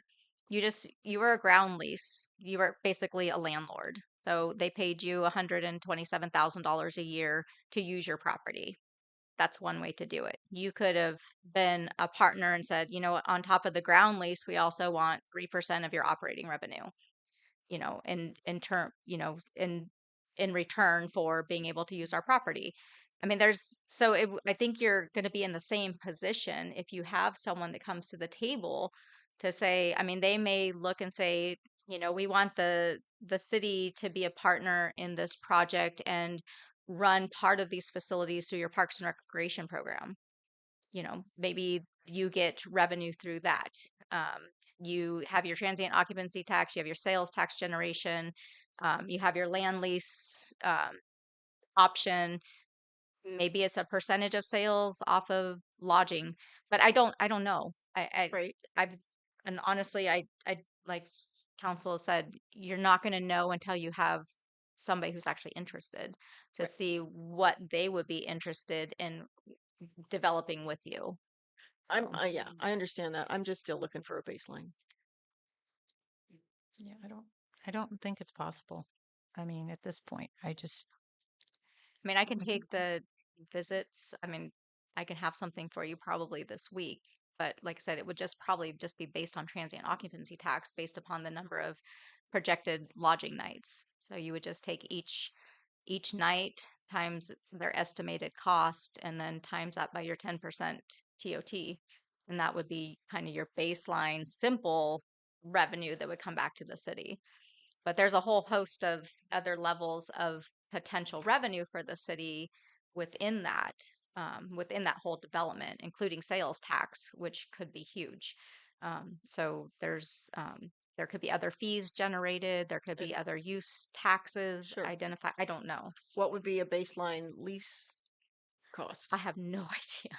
I don't know I don't know the value of this project. So that's what I'm saying. The market is what will bring someone to you to negotiate with, but I don't have that expertise. I mean, someone may say, yeah, we want to do this. It's a $20 million project, entry, we want to go in at, this amount per year. And then each year or every 3 years, you have an increase to your lease agreement based upon revenues generated. Like I said, maybe you're taking a portion of revenue, operating revenue. It's all a negotiation, and that's not in my purview. That would be. So is there somebody at Storyland that's really well versed in that sort of thing that could kind of lay that out for us? I don't know that that's necessarily their area of expertise, honestly. I think at that point, you would want a financial advisor Mhm. who can help you through the process. And I don't know if there's anyone locally that has that area of expertise. Someone like Greg Foster would be good to talk to about something like that. But I would recommend at that point that you were hiring someone to represent the city in negotiations. That's not me. That's not anyone on our team that has that area of expertise. And I think Storyland's more the creation of a concept and a scope and a vision, and then their financial people are the ones that did the projections, but they're not the ones that negotiate deals like that. Okay. Well, that's my ask is to have a better idea of that before we make this decision tonight. So, any other questions or comments from council? Before I open it up to public? Nope. Okay. Is there anyone from the public that would like to make a comment about this? Let's see. We'll go Scott, Becky, Lisa, and Mr. Ponte. And then we have some Zoom Scott Frazier, people. Blue Lake Boulevard. I'd like to commend City Manager Meager for her vision. She and I have talked about this project several times, and I think it's an innovative and creative possibility. However, as someone who lives on Blue Lake Boulevard, in addition to owning property in the city of Blue Lake, you have got to look at the traffic impacts. As someone who owns an RV, you don't go to an RV resort for a week and go in and out one time. There will be multiple times per day when people are running to Murphy's Market, when they're running to the casino, when they're running to the gas station, going out to dinner. So a couple of things. I really couldn't suggest the importance of this to you enough, that you not release this until we do know, at least in a general or concept way, what the benefits to the city of Blue Lake are. Because we're going to have tremendous impacts. They, again, may not all be negative, but the traffic in particular, when you have a location that has only one way in and out, you have no way to allow the RVs. Turns out there aren't that many of them. So I'd like to spend my time reading this into the record. This document, which I looked at before the meeting, is very interesting, but not very informative. So the public should understand now that in addition to RV spots, there are 40 motel rooms, 14 yurts, 26 RV spots, 12 tent spots, and 15 glamping RV spots. And again, hallelujah, I'm all in favor of that if we had a round way in and out so that during an emergency, during an earthquake, we could get the traffic of the citizens here now, as well as the glamping tourists out of town to evacuate. More importantly, we will have city costs. The water required for RV camps is substantial. I believe there's going to be a pool and some other amenities mentioned in this plan. There's no documentation here about how much water they're going to use or how much revenue the city will get. All of that is missing in this document. So this document is a nice step forward. But I really, really urge you, do not release this to anyone until you can have a conversation with your residents, your citizens, so that we can start to think about all the things we've heard over the last, 3-4 years now, Mandy? You've been working on this a long time. So we need to know what our current status is. We need to know what the costs and opportunities are, because I think it could be something I'd like to see. However, not with the one way in, one way out, traffic jam nightmare that I see coming if this is in fact economically viable. Thank you. Thank you for your comment. Next was Becky, I think, then Lisa, then Dave. And then ours two Zoom folks. Lynn. Oh, I didn't see that. Oh, Lynn. Okay. So I'm gonna agree with Scott that traffic for something like this would just be really substantial impact to us. Please take into consideration too, I was down there standing in front of the gate the other day, and I'm looking at this huge building there that had so much potential for you to be able to make some kind of income out of. Now, mind you, it might be falling apart, but how do any of you know? Have any of you ever been in property? That's a good question. Even though you have a lease, I did real estate for years. So even though you have a lease and it's been broken, now you actually have a right to go in there and actually inspect the property. Look at it, see it. You just give them their notice. Go in and look at it, see what's really there, see what other kind of potential this place has besides an RV park and the impact that it could have on the town. I mean, there's so much that could be done with that property. I'm looking at this huge building over there going to waste and sitting there because nobody's doing anything. And you're just letting them sit there on this lease that's been broken, no rent's been paid. I don't know the situation. I'd love to be able to see that agreement and read it. Think about it. And maybe all the council members need to go down there and take a walk around. Really look at the more potential you can have to give the town something that isn't going to impact it so tremendously. So thank you. Thank you. I think it was Lisa, Dave, and then Lynn. And then I really do have to remind myself that there are people on Zoom. Yes, Lisa Hoover. The city is proposing to release this plan developed by Storyland to determine if there's interest in developers. And at a community meeting and subsequent council meetings where the Storyland project was presented, there was public feedback expressing concern about the scale of the project plan proposed, ranging from the extent of this camping and motel accommodations to the RV and other traffic going through town, past the school residences, to infrastructural needs that the city is going to have to address, and including the high likelihood of contaminated soils at the former mill site that will need to be addressed. As presented in the agenda, this development plan, none of the public feedback, and I don't remember, I did not see any minutes from these meetings when I attended them. None of the public feedback from the respective meeting is documented or reality checks identified.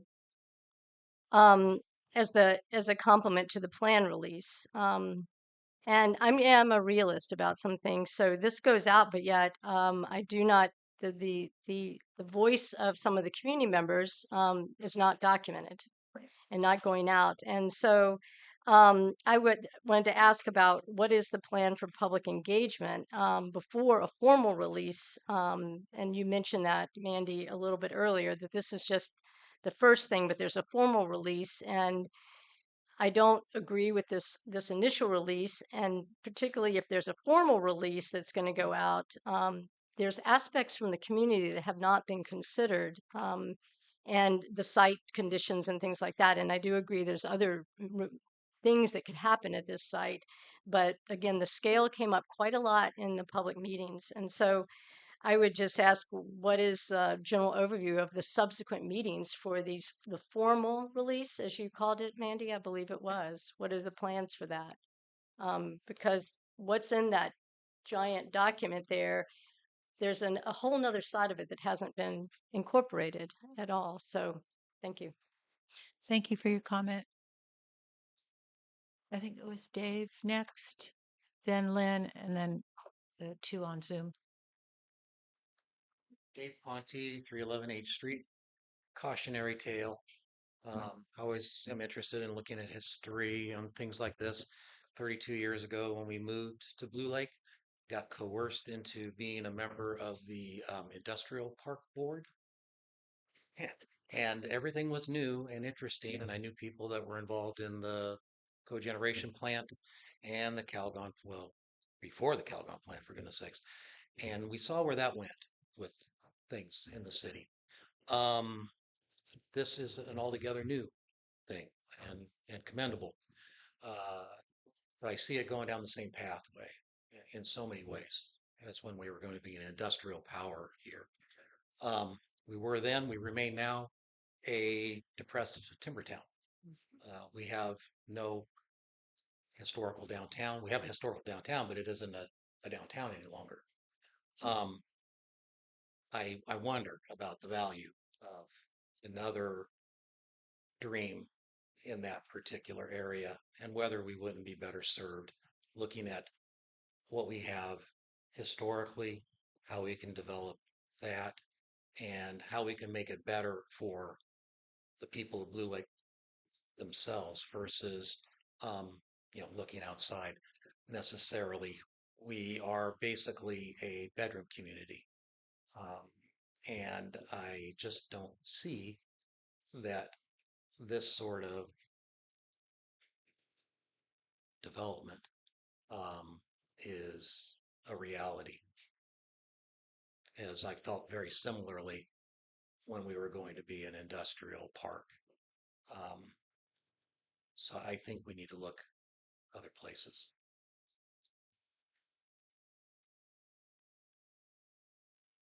Lynn?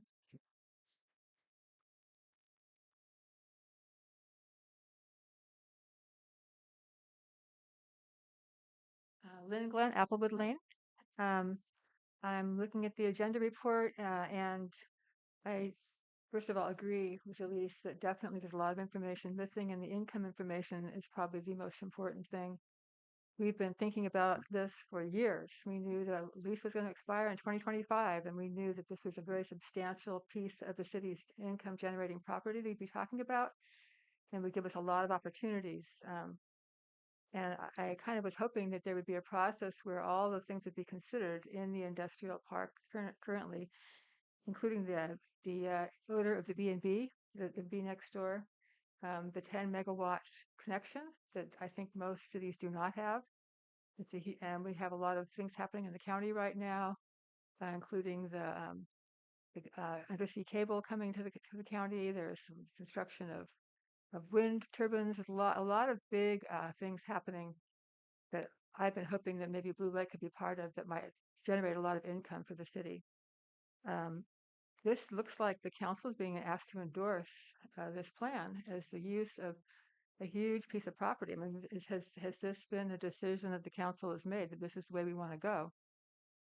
I don't know. It has a lot of advantages, I think, but is it without any income information of the city? That how can you really even consider whether or not this is something you want to promote? Because if you do promote it in the community, I think there'll be some kind of a level of assumption that this is what the council wants. I know that Mandy said that you could reject it at some point, but and maybe you can, and maybe you might, but you're kind of talking about the details rather than the concept. Is this the right thing for Blue Lake? The lease hasn't expired yet. What about the other issues with the property, and what about the other opportunities that we might have? One thing that I was wondering about, and we've been thinking about a lot, is the cost of getting the property back to usable condition. And I couldn't read the number in the report. Was it $1 million? It's about $1 million is factored into the projections already. Okay. And so who would be paying for that? The developer. The developer would pay for that? So the lessee is required to leave the property as they found it, correct? Right. Yeah. But that's why I was wondering that too. And then I'm wondering if there are other, like I said, if there are other uses considered. And I think those were my concerns. I didn't think the report gave quite enough information, and the most important information that I was hoping would be talked about a lot is income to the city. How can we make sure that this this piece of property and big asset that we have is put to the best use, because this is a decision that will affect generations. We're talking about the sheriff's contract. We can't afford sheriff services. We have a lot of issues. We're a small city, and income is really, really important. So I hope that we're putting a lot of focus on that. Thank you. Thank you for your comment. Okay, Julie Christie on Zoom. Thank you. I'm actually zooming in from the wilderness, you guys. So this is how committed I am to our city. And I've been following this since you guys were talking about it in like March 22, when we decided apparently not to allow the lease anymore. And I just feel like, there should be some feedback to the city about, or the public, since we denied that lease, how much revenue have we been missing out on in the meantime anyways? And or potentially if this project take a while, and that that this idea could be thrown out. That was the kind of the verbiage at that time, so everybody would relax and be calm. And that if we break this lease, what's the city's contract responsibility for cleanup? I'm just curious about that. Back when we had our income kind of analysis stuff for the year, all our projections for costs and stuff, I brought up that we should really have like specific grant analysis was done. And this is a perfect example of one. The grant money's been around for a while, where it's going, we'll have to be spent, 200,000. And, putting the map out with this projected site, why isn't Danco in the background? Hello, you have the maps of that. It's really deceiving. This happens every time. There's project maps. There's only one in the image, and that's deceiving. So the impact, that's very deceiving. So I suggest everybody in the public listening right now, Justin did video the economic development meeting, where there was a more thorough presentation of this projected RV park. I know we're not getting projected. I looked through the whole thing looking for like projected income too. The Great Redwood Trail, we can talk about the money they're going to make us, but we don't have that. Maybe we need some solar. You guys, if tough times are coming, I hate to say it, and our city should be self-sufficient with energy.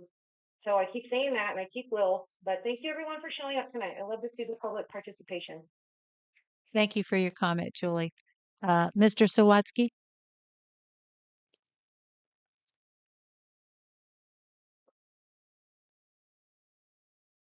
Kent Sawatsky.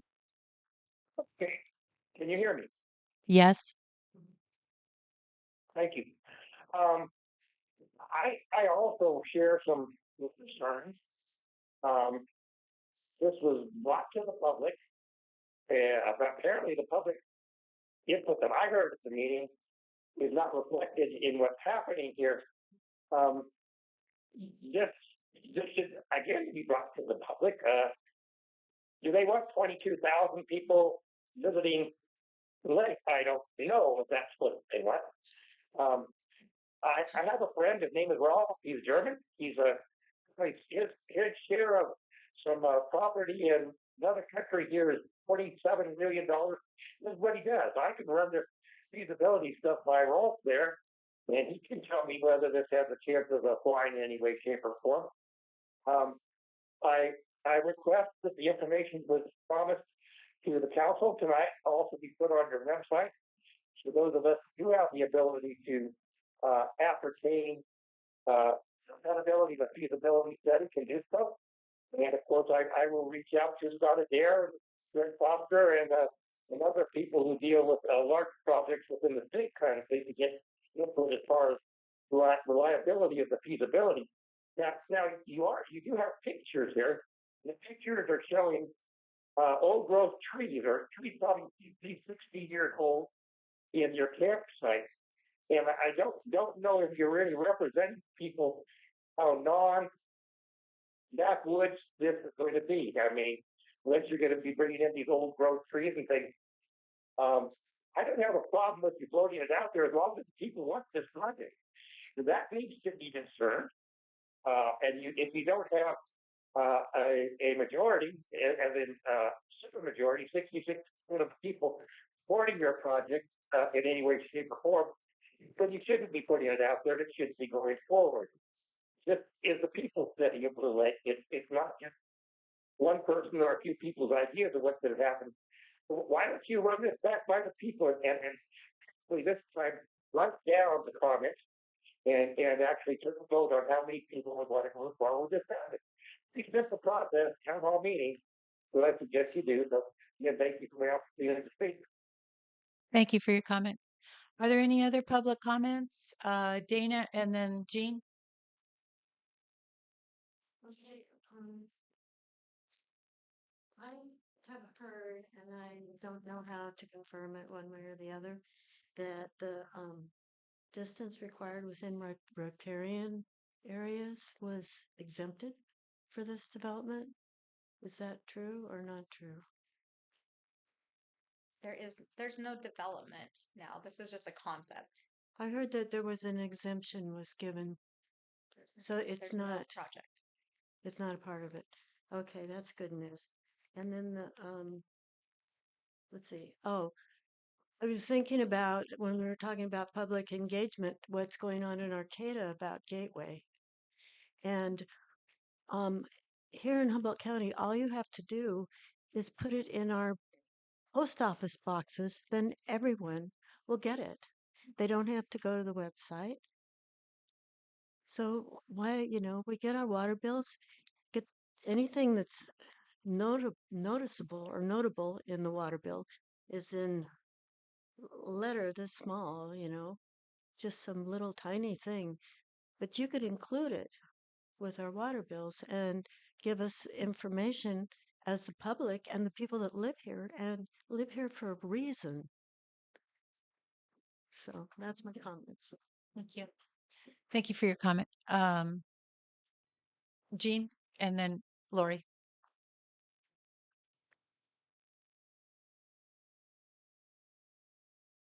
Hello again.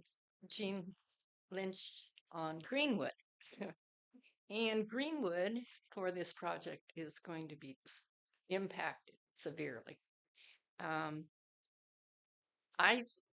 was looking at the traffic that we already have and imagining the Danco project and an RV park.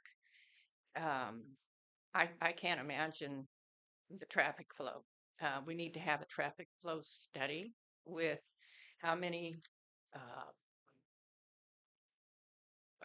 people that it's possible would be traveling Greenwood Road on a daily basis.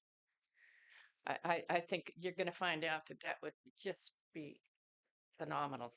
And I haven't heard any figures on the sewer, the water, the roads, and the cleanup.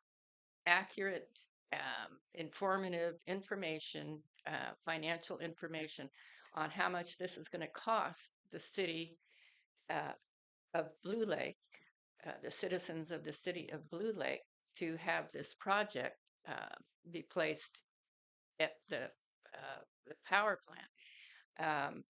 I've been hearing we have to have rezoning.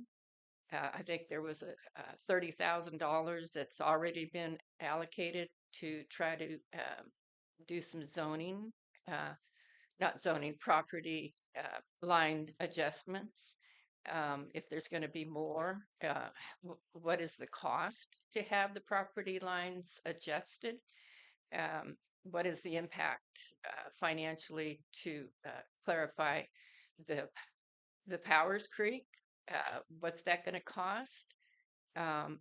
It's more than just having a developer come in and throw up a couple of buildings. This is a whole infrastructure that has to be accurate and an idea of what we're doing. And then the cleanup for the power plant has not been negotiated. The lease, I understand, did not include the cleanup for the power plant, if I remember correctly. And $1 million, six one, half a dozen of the others. Is it going to be more? Is it going to be less? When you take this information and you want to give it to somebody and say, okay, we're going to give $18 million project and then throw in, okay, but you got to clean it up. Is there toxic waste that has to be removed? How much? There's just too many questions that have not been answered. You have construction costs that are rising like 40% increase in inflation. And you wait two years. I'm going 2 years. You've got 40% increase in inflation. Everything is going up. I think a lot more study needs to be done. I would recommend a commercial real estate person to help with developing the properties. Okay, Lori Ponte.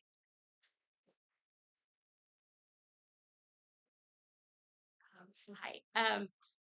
So how or is our city attorney involved in any of these processes so that we know that everything is, following the right path?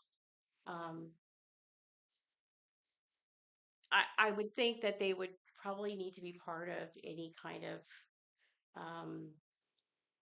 projected negotiations. Is that part of what we have a city attorney for? So, is it too early for that, or are we a little behind on that?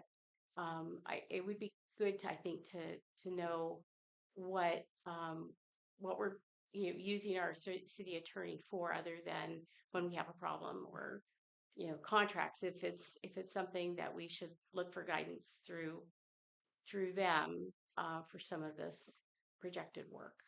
So that's just my question. Thank you for your comment. Okay, back to council. I don't believe there's any other. Can we have some of these addressed? Yeah. Okay. Yeah, go ahead. So can I start off by clarifying, we don't have a project. Right. So a An lot of idea. what has It's con- been brought up is when you actually have a project. We don't have a project. We have a concept Right. and we have an idea and we have some numbers and we have a concept that has gone through a process of evaluation, but there is no project. A lot of what has been brought up is part of the evaluation process when you actually do have a project. So, part of any project of the proposed scope and size would go through a CEQA process. You would do traffic studies. You would do all of your CEQA special studies. You would be looking at impact. There's a lot that goes into a project outside of a concept. So we're not there yet. Those are all things that would come with time. Right now, there's nothing to evaluate because there is nothing set in stone. We have done a pretty thorough traffic impact study for the Powers Creek District for the majority of the proposed development down there. The RV park was not evaluated as part of that because we didn't actually have a project to evaluate. Like I said, this is just a concept. We have looked at the cleanup of the site. We've taken a salvage team into the site a couple of years ago, and they provided us projections and estimates on what it would cost to clean up the site. But we're currently working with reps from Blue Lake Power right now to dismantle the site and take out the scrap metal, the garbage on site, and they just are getting the uh, chips tested because there's someone who has a composting operation who may want it. So we're keeping our fingers crossed.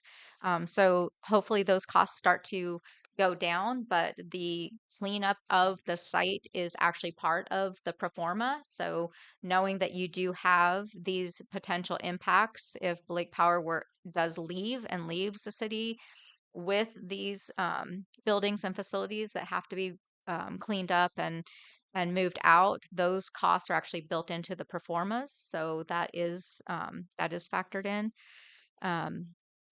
You would be, like I said, if you did get to a point where you had a serious developer investor, you would be in a whole different arena outside my scope. And that's why I said I would recommend at that point you were working with some type of advisor to look at what was in the best interest of the city as far as negotiations. And we don't know that this project will even gain any interest. We don't know that the project will um, gain interest at the same level that we're proposing. It could completely change. Someone could come in and propose something totally different. But right now, we don't know that it even has value on the market until we can release a project and get some feedback. So, what we're proposing through this process does not tie you to a project. It doesn't tie the city to any specific development, but it does allow us to see if on the open market if the concept that's proposed has merit to the city. At that point, you have, like I said, you're in a whole different position to negotiate revenue streams, leases, you know, however you would want to put that together. So, And just for the record, we did have two very well attended town meetings where this project was presented by Storyland.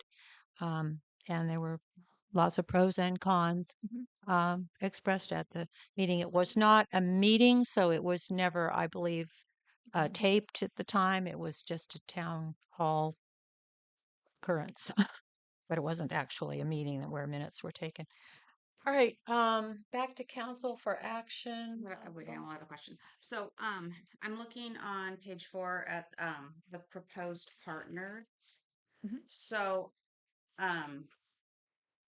so I guess my question is, since we're being presented with simply a concept, right?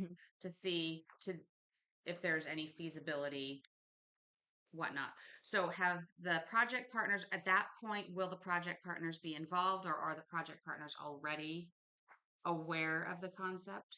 yeah, so those project partners, so part of this plan also meets our grant objectives. So this also goes to our grant managers to show that we've gone through the process of um, expending the funds in the manner that we said we would. And part of that was to work with our community and regional partners and industry leaders to do this project. Part of this project is also building off the CED, so the Comprehensive Economic Development Strategy for the county, and that identifies recreation investment as one of the areas of focus for Humboldt County. So this grant also builds off prior work that the city has been involved with the county on the CEDS level. So an EDA funds the CEDS process. So this project was done in collaboration and partnership with these different industry and economic development professionals. So doesn't necessarily need to be in the what goes out to the public on the open market, but it does show capacity for this project, that this wasn't just the city of Blue Lake coming up with an idea, that we did vet this out, that we did work with these community partners. These were partners that either attended meetings, visioning, scoping. They reviewed projects, financials, helped us look at lodging numbers, did cross-checking of performas. So it does show that the city went through a very thoughtful and progressive process to get to this endpoint. You had some other questions? No, that was it. Oh, okay. Um, That's all that's on my head right now. yeah. Elizabeth, did you have any No. questions or comments? Okay, so what is the pleasure of the council this evening? My thought is that we need more time. We need maybe an in-depth study session to look at the additional information that exists and possibly have an opportunity to ask questions of some of the folks that did the work. So we The can better Storyland folks? whomever is best, the best person to or people to address the economics of this. Well, not them. So I don't know who that They're is. not the economic people. Is it They're Redec? Is it just- somebody else? I don't know. Yeah, it's Um, not the story. So I am 100%, I was absolutely 100% not involved in any of this prior to tonight. So I'm starting from scratch. I went to the meetings, I saw the presentations, but I know nothing, nor was I involved in any of the visioning sessions or meetings that went into giving telling Storyland what we wanted, asking them, to create this. Right. Well, because it So was a whole different council before. understood, but I was I mean, I was there. okay. I was the only person that But was still there. myself, still and on I don't the think council. anybody in this room was part of that, right? And so I represent the folks that live in town that have an interest in all this, and I want to make sure that all those interests are represented.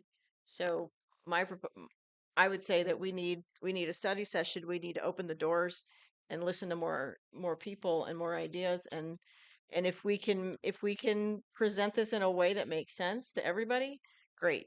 But we've had great feedback tonight. I want to thank everybody for being here and for bringing us your ideas, because so many things were said tonight about different things, not just this project, but other stuff that we talked about that I didn't think of at all. And so I'm really happy to have that kind of feedback and that all the different opinions and visions to come into this. So, I mean, I don't want to throw a rock in the pond here, but when it came to the Danco project, we were all told at the beginning, we don't have a project. Don't get excited. Don't get upset. There'll be lots of opportunities to talk about this and and for feedback and input and this and that. And there was. And there was a lot of opportunity. Well, a lot of folks feel like they didn't I- get a chance to most of really it- be heard and for that to be incorporated. So Well, I just want to say beg to disagree with you on that. it's I know a lot of I people that are understand. sitting at I home right understand. now that are not at the meeting, that are just perfectly happy with the way our city is running and are very much in favor of these projects. They don't happen to be here this evening. They're sitting at home happy that our city is being run this well and they're in favor of these projects. So, So we can't all be city council person members just by coming to a city council meeting. The way democracy works is you elect your city council persons and they make decisions. We get input from citizens. But when an election occurs, then you elect your city representatives and they're the ones that Right. ultimately make the decisions. there's a lot of Elected elites. So, So what's well, this is not a discussion at this point with the public, so we're still deciding whether we want to move forward on this or not. So, you've made your comment, and so that's, and we thank you for those comments. I'm in favor of actually moving forward and releasing this to see what happens. And I am too. I'm sure I represent other people that are not in this room. That's Okay. right. So please be kind. Okay. Because it does not obligate the city to do anything. It's just getting feedback from the feasibility of this idea at all as a way for the city to move forward to get income, because we do not have any income now and we used to from that area. we So haven't even looked at any other possibilities for income from that land. mhm. We have. Yes. Have We have. You have not been on the city council long enough to know that. But there has been lots of discussion about what could happen on that property. Lots. And the overwhelming conclusion was that we don't want an industrial park anymore. We don't want a big metal structure. We don't want a pollution erupting plant. We want to go in a different direction. We want to go in a recreational direction. We want to go in another Order, direction. please. Excuse me, but I believe I was very quiet when you all spoke. So I think we all need to be polite at meetings. So there has been a lot of discussion. I know you were not on the council then. As a person that has been on the council for a long time, I'm not projecting my feelings on this. I'm just saying that in the history of what's been going on with that property, there's been numerous discussions about what could happen there. And the overwhelming majority of the council at that time and through the councils that I've been involved in was we don't want that to be an industrial park anymore. We want to get away from this industrial idea.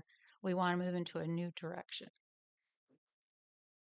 Did you say that, I want to make sure I understood you correctly, that as part of the grant that was the feasibility grant that we received, that the process was to look at a potential plan and then send that plan out as a concept? And so that fulfills our grant obligation? Right. Yeah, the grant was part of the 2019 disaster response grant through EDA. So basically, the city wrote the grant as a community that has been impacted through industrial downturns. And we were able to show the connection between the loss of the timber industry, the loss of revenue to the city. Like Dave pointed out, we're basically a bedroom community right now without any real income, and that's not sustainable. And, we've brought this to the table multiple times. And, my position has always been that if the city doesn't start generating revenue through some sort of development, then we will cease to be a city. We will fold up and go under the county because we won't have an option. Right. So we have to have some form of revenue coming in. In the past, we had businesses and, not huge businesses, but we had small businesses and it generated enough revenue to keep us afloat. And that with the loss of those industries and the loss of those small businesses, we have to replace it with something. So there was a Can we have it quiet, please? Thank you. there was a lot of effort put into looking at recreation economy. Recreation is something that's, very Blue Lake. We have beautiful parks, horse arenas, biking trails, and it's a multi-billion-dollar industry for the state of California. And there's no reason why Blue Lake can't be a part of it. So, in looking at this project, our focus was to determine whether a recreation destination like an RV park and campground would be feasible for Blue Lake and if it could generate enough revenue to attract development and also provide opportunities for job creation and revenue generation through sales tax and occupancy tax. And so they funded us. They liked the concept and they gave us $222,000 to look into it. And through the process of evaluation and visioning and scoping over almost 2 years now, the final product is a feasible project. And so we had said that in the event that this was determined to be feasible, we would use this to guide us forward into looking for investment. And we specifically focused on the Blue Lake Power site because that was a huge loss of revenue for the city. And it's also a huge property. It's almost 20 acres on the river that has an opportunity to be retooled and cleaned up and turned into a lower impact type of development that would be more sustaining and resilient. And we're also working with RCEA to look at energy production on that site as well. That's all factored into our evaluative process. We've also master planned, all of the roadway improvements through the process. A lot of the issues that have been brought up through the audience are not, unfamiliar topics, and they're topics that get brought up for the review of any project, looking at especially traffic impacts and accessibility. So those are all items that are factored into the overall master plan for the Powers Creek district. But ultimately, the project looks feasible as presented, and we'd like to take it out and see if the city, if the open market thinks it's as feasible as the numbers are saying. So, like I said, it doesn't tie you to anything. It Right. doesn't mean a project's going to happen, but it does get us to the point where we can have some discussions on what could be a future development for the city. Well, we can Okay. still do that a month from now or 2 months from now. We don't have to do that tonight. I don't think what's going to change, I guess, is my Yeah. Well, my more Good information question. can be shared. I mean, I'm happy to provide you all of the information. We have all of the background documentation, all of the numbers. Right. All And I that should believe be that I've presented actually and shared that. digested and be given an opportunity to be aired before we decide to go forward. That's what I'm saying. It has been. It has Okay, not is there, been. Well, It has well, it not has. been. None we've of that information's been made Because public. as we we've pointed out, a lot presented. of it is something that we can't answer. Okay, so No, some no, of no, that. no. You're missing the point, I've Adeline. presented this There's a project to huge. every single commission. We've I'm not presented on it to the another commission. committee. I'm on the I council. know, but I'm saying the information is not secret. It's readily available. I didn't bring it to you, and I apologize. Maybe I should have brought you the behind documents, but this was the final development plan that we're asking to I've seen release. them. This is a useless document. No, This it's is not right next to useless. useless. There's Okay. nothing in here Useless that for tells me what? what I need to know. Well, I think the problem is, Councilmember Scafani, I didn't know that you needed to know that information. The end result is whether this is a feasible project based upon the performas that have been presented, and it is. If you wanted to see something else, we can produce that, but that wasn't part of this process. So, I mean, I'm happy to provide that to you. It's readily available. I probably could go and log in and email it to you. But this result is whether this is a feasible project for development and investment. And that's been determined because Storyland did what they did and said, hey, Mhm. we think this could go.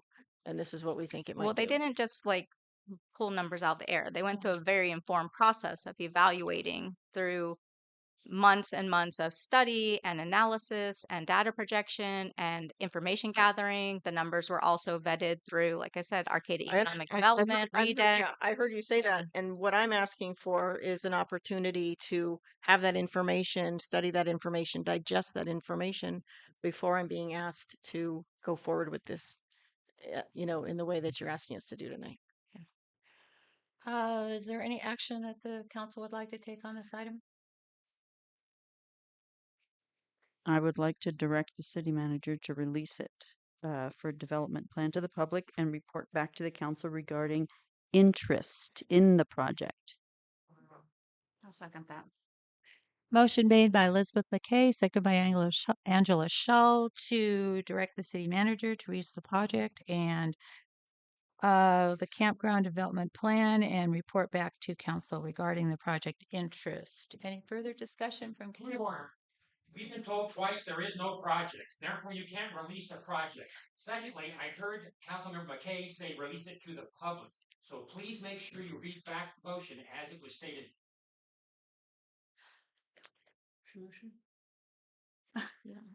I motion to direct the city manager to release the RV park and campground development plan to the public and to report back to council regarding project interest. I still second. Okay. Thank you. Motion made by Elizabeth McKay, seconded by Angela Shull. Any further discussion from council? All those in favor say aye. Aye. Opposed? No. Thank you. It passes 3-1. All right, we're on item 8. And Adeline, next time you want to sit here and tell us that everybody who's at home agrees with what you're doing, I wish you'd bring some letters in support of that. I really do. When you fill the room with people that don't want you to go forward, 9 people does not represent the 1,200 people that live in Blue Lake. statistically, these folks All right, represent. we're moving our on town. to item Okay. 8. Councilmember Scafani has requested that the minutes from the May 23rd, 2023 council meeting be brought back before council for review, discussion, and possible action. Councilmember Scafani has requested changes to the minutes based upon review of the unofficial recording of the meeting. As the minutes were previously discussed and adopted, they They are now being presented as a council agenda item for discussion and potential action. So, Mandy, if a motion has been made and seconded to approve minutes from a previous meeting, then how do you go back and make a new motion and a new second for the new minutes? Or the amended minutes, or how does that work? I'm honestly not completely clear on that process, so I felt like the best option was to bring it back to council to see if council wanted to entertain reevaluating the minutes and making a new motion to make the changes. So, Really only so, one change that so needs to be made. basically what we would be doing is overriding our Mhm. last motion and second Right. and making a new motion and second. Yeah. So you'd be to taking approve a these. new action. Yeah. Okay. Is there a motion to do that? Do it. I would like to make a motion that we have that we make one necessary change in the minutes that we Oh, previously. just one? You don't want all of these changes? No, there's just Oh. one comment. There's one quote in here that's not accurate, and I want it removed. Okay, which one is it? I have to find Because it. I thought we were going to go through the whole, I thought we would just readopt these new minutes. No, these are the original minutes. Okay, see the Yeah. originals. Yeah. And Is it the one in your email right here? The correction from the, I don't know, I'm sorry, I don't know what page it's on, but there's your email correspondence. And it says the correction should read as follows, and then there's the correction. Is that the one that you're looking at? Yes. okay. Okay. All right. It's So we can just, there's one statement in there that says that it should just be stricken. okay. So then do we make a motion, or do I make a motion to I think it would, make the correction? yeah, or to amend the previously adopted May meeting minutes to reflect The the statement. changes. The corrected statement. Yeah, I think, Remember- yeah, for we can pull it Councilmember together Stefani. enough so anyone reading it in the future would be able to ascertain what actually is happening. Okay, so then I make a motion to. You know what? Oh, wait. I'm sorry. Sorry. That is a correction, but there's also one other statement that needs to be taken out.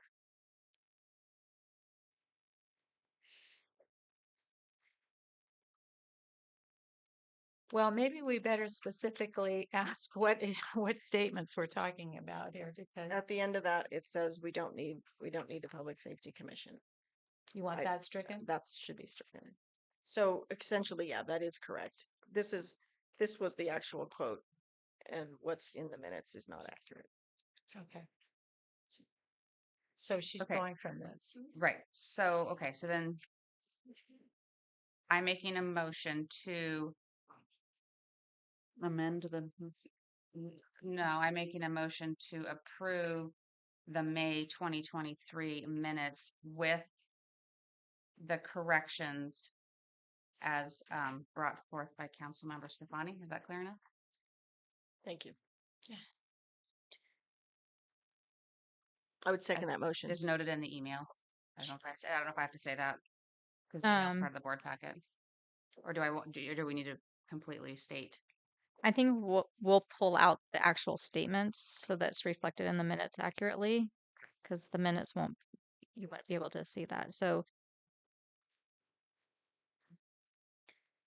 how about if we say to accept the changes to the previously adopted so May that we know that 2023. there's a process?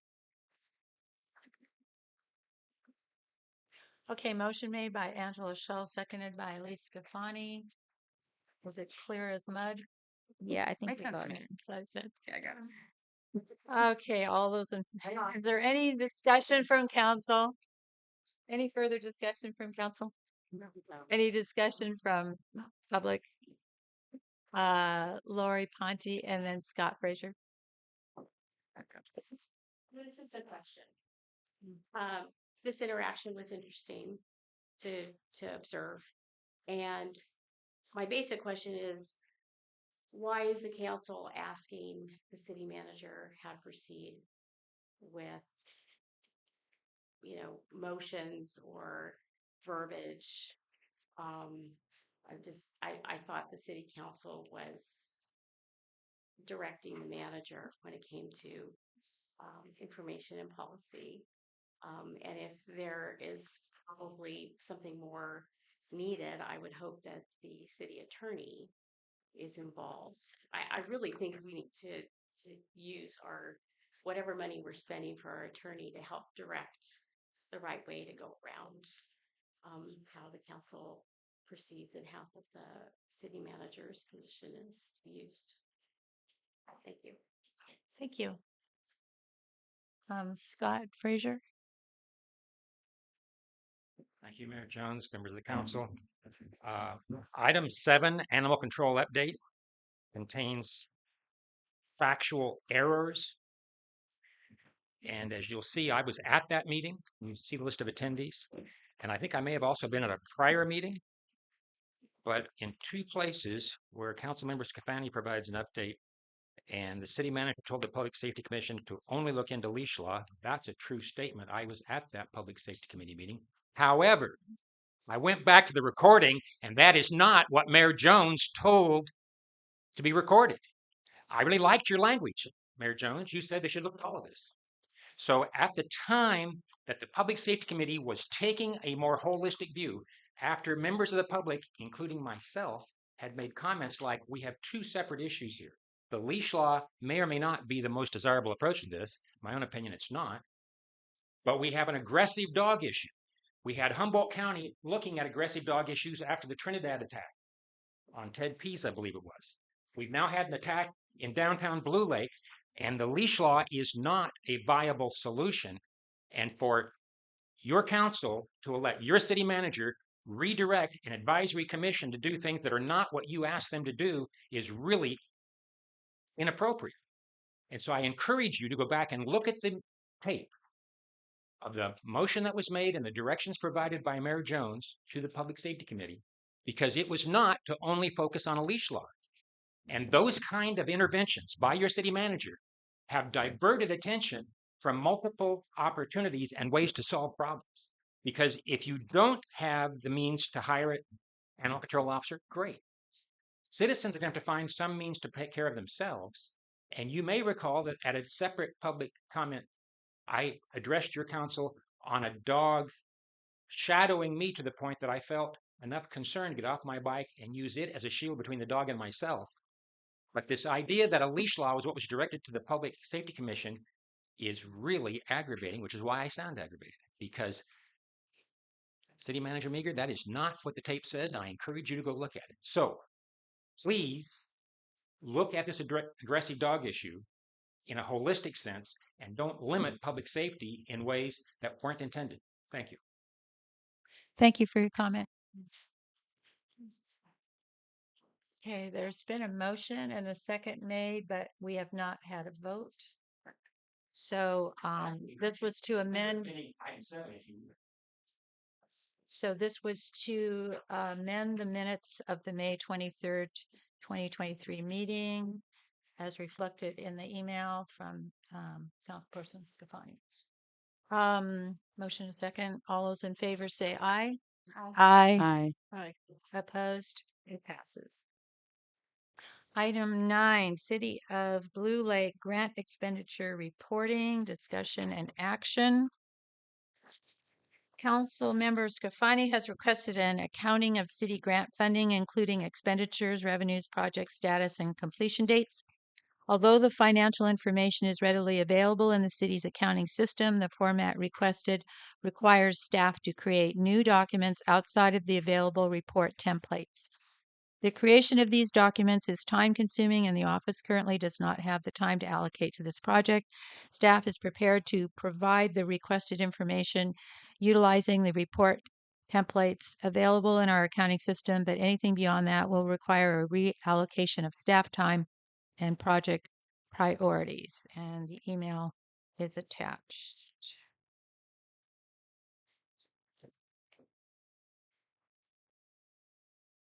So today I had a brief conversation with Vicky And she was telling me about that most of the information, if not all the information that is needed, is in the program that she utilizes all the time, and also that she's able to export that information into an Excel document. Um, and we weren't able to complete our conversation because I was at work. But it sounded to me like it would be possible to put this information together in a way that folks could study it and understand it. Um, so I know a lot of people are really interested, including myself, but a lot of other folks are interested in the different things that are happening and how they're paid for, and and I think this is a piece of information that should be shared publicly. So I'd um I'd like to see if we can figure out a way to get all of this into a format that can be understood and shared with the public.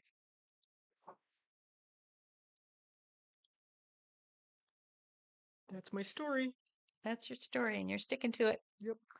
Um, well, my concern is how much staff time this is going to take. I mean, if you've talked with Vicky Hutton about having it generated and it doesn't seem to take her too much staff time, then I'm not opposed to it. Mhm.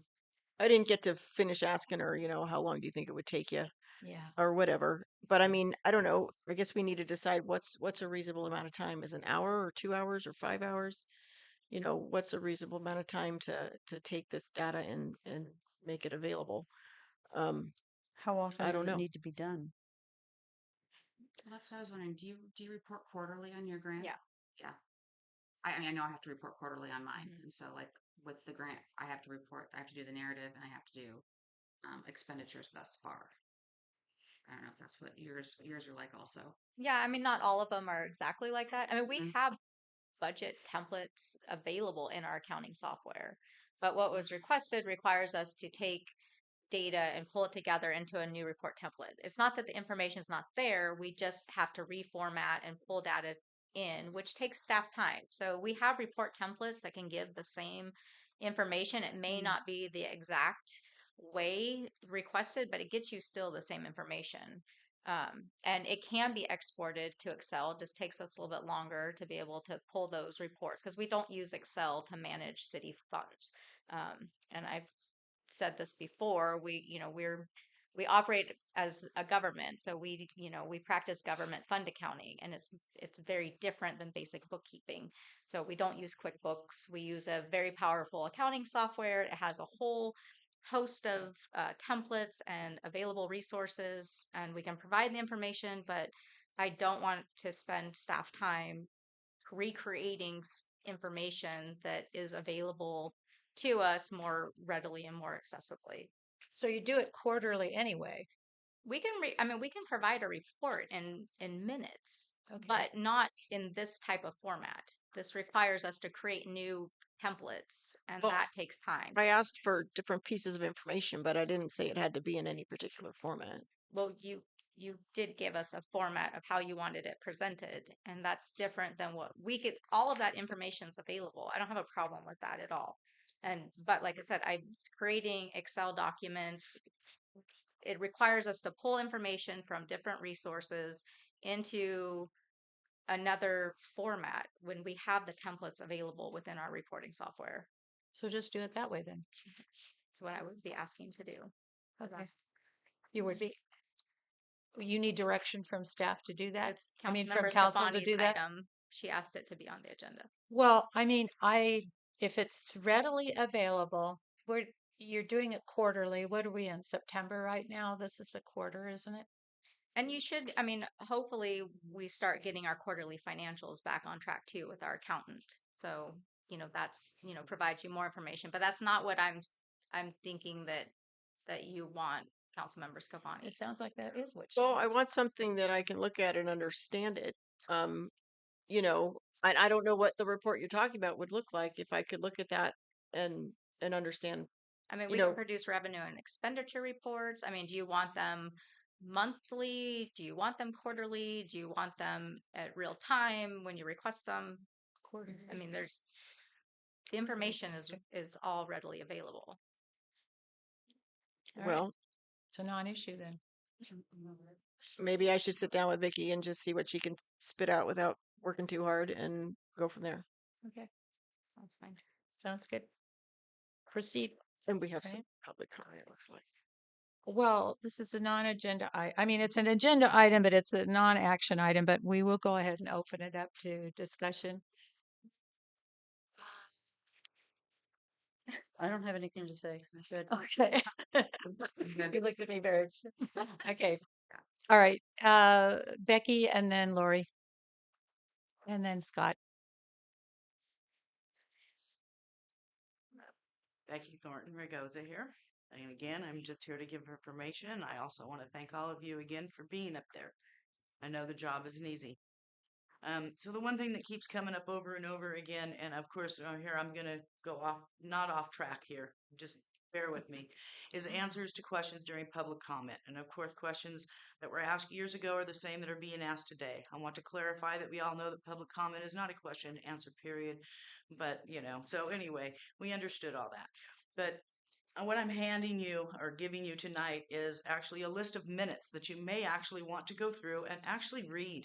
They have a lot of valuable information on not just what is happening here with public record requests and with grants, things like that.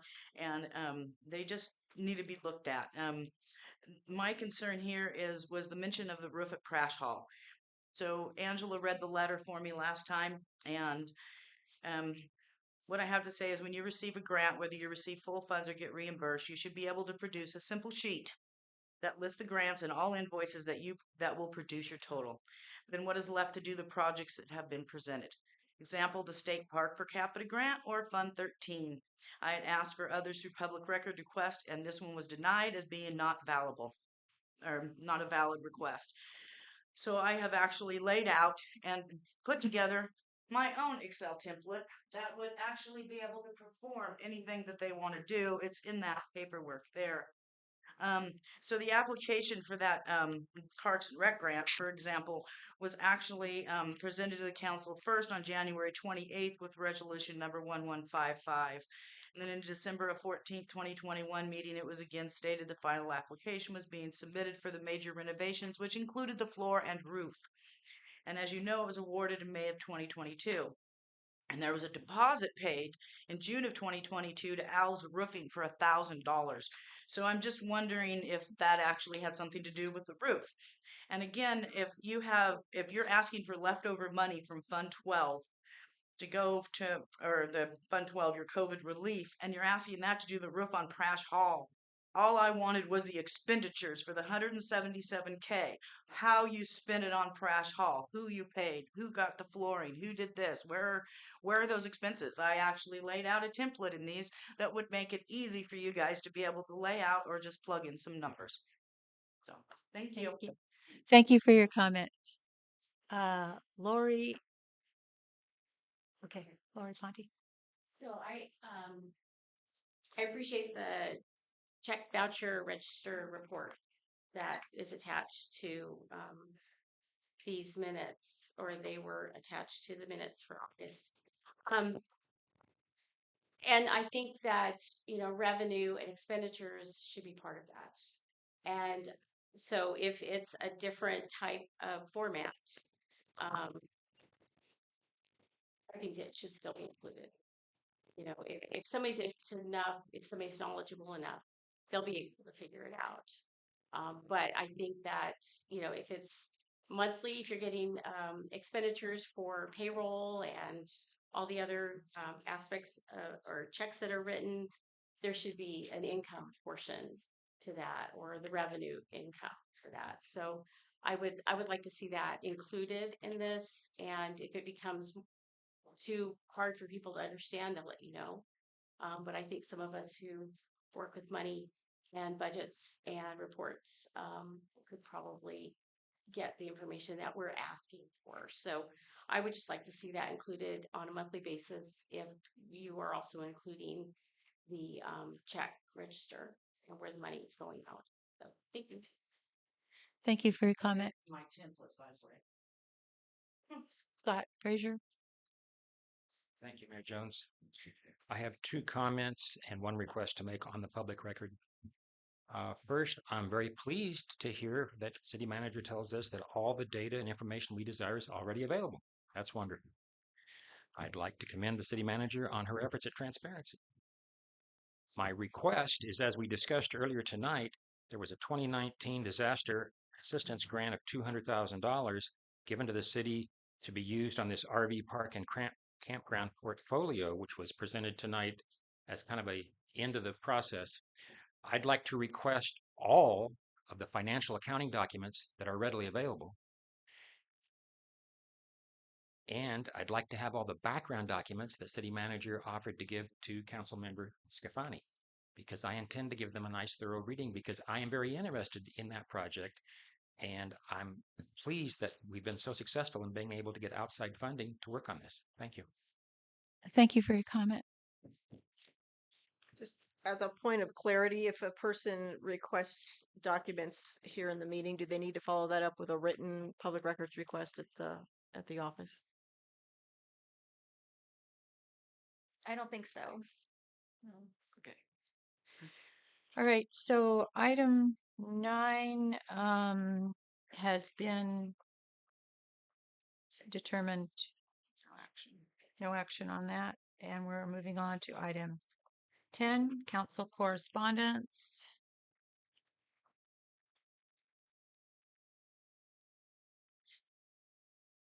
And is there a letter that we need to read from Alicia Russo? I wasn't sure.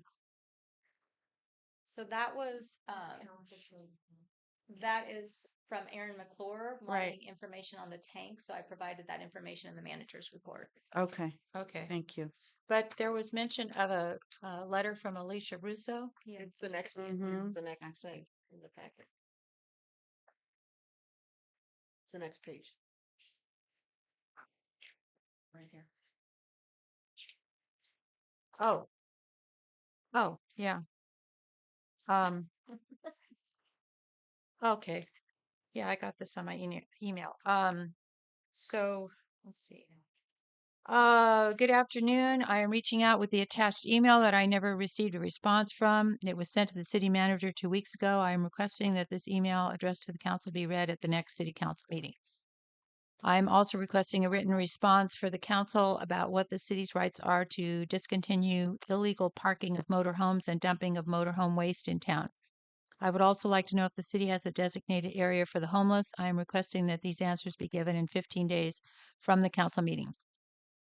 To recap my communication to city manager, we had a man come down to our business located on Monda Way the night of September 3rd, 2023. He trespassed, stole a hose, and then used the hose at a neighboring business to steal their water to fill up his motorhome.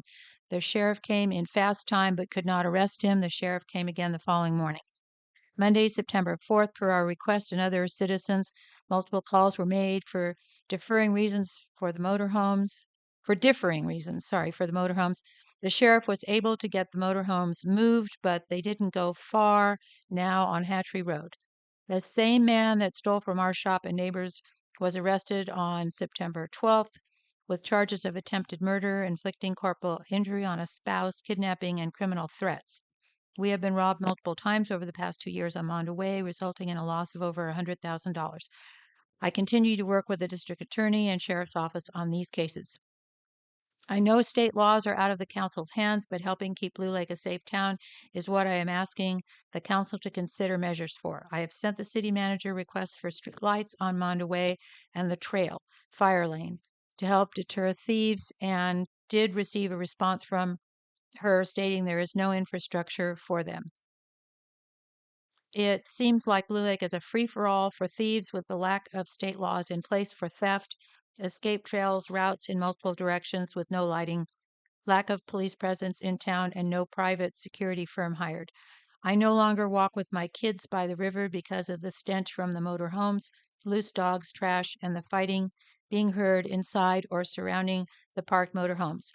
I hope the council takes my personal experience into consideration, especially with the pump track being built and the future Danco housing. My hope is that these projects can help deter thieves and unwanted activity, but with the current state of Taylor and Mondo Way, I worry about the safety of kids at the track and what they are exposed to. Another issue I would like to address with the council is the lack of sidewalk maintenance. It is impossible to walk across Blue Lake without having to go into the street or jaywalk because of the lack of sidewalks, sidewalk maintenance, and lack of crosswalks. I am requesting the council consider two possible locations for a crosswalk on I Street, one at the end of I Street intersecting First Avenue, although you cannot walk down the street without being in the road for lack of sidewalks, and two toward the middle of the intersection by Third Avenue where the temporary roundabout is. In regard to the temporary roundabout, I understand the reason for the roundabout, but the current state of it makes it dangerous for pedestrians to see oncoming traffic. I have also driven down I Street and saw cars going the incorrect way around it. Maybe it needs directional arrow signs. A few years ago, I would attend or write in letters to the Safety Commission with these requests, and I'm now asking the council for these considerations. As an FYI, the only crosswalk on I Street at Blue Lake Boulevard is not visible. It needs fresh paint. I understand the need Blue Lake has for development and creating revenue, but I strongly believe the city needs to take care of current issues and the current town before expanding and creating more financial needs that will also potentially be ignored. Sincerely, Alicia Russo, resident and business owner in Blue Lake.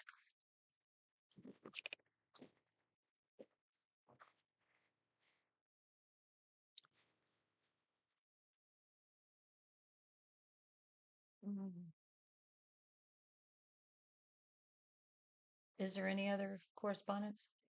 There's several more pages after that.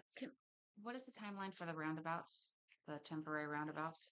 So we're working with Dan Burden, and so he's assessing. So he's compiling the comments that we're receiving regarding the roundabouts to come up with ideas and suggestions and comments back to our engineers about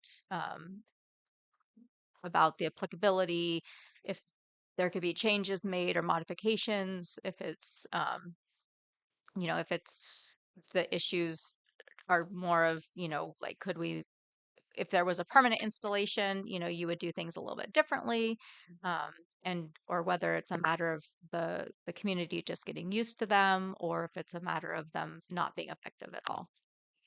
So is there like a specific period of time? where- Yeah, so we've had them up for a couple of months now.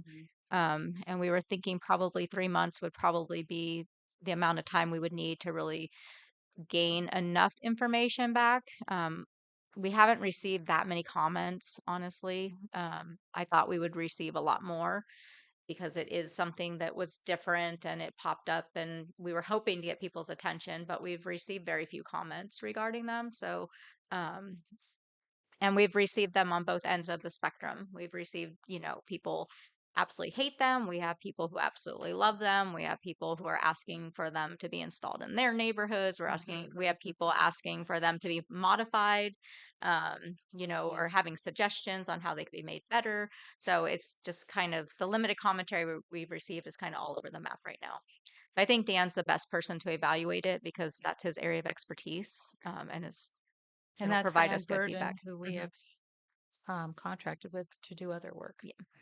And I responded to Alicia's email, with the fact that the case in Idaho makes it difficult with homeless people and RV parking on public streets.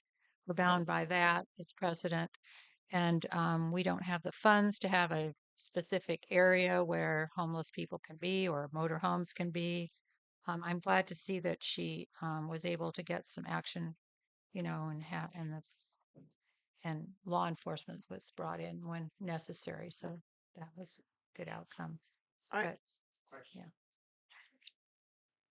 Did you want to say something? I was just going to say that I've ridden my bike down Taylor Way a bunch of times, and just since I've heard from lots of folks wanting to know about the RVs, and I noticed that the no parking signs, a lot of them are so faded you can't read them, and a few that have good paint on them seem to be pretty dirty. So I wondered if we could either have those faded signs repainted or buy new ones, and at least be really, really clear that there is no parking allowed overnight there.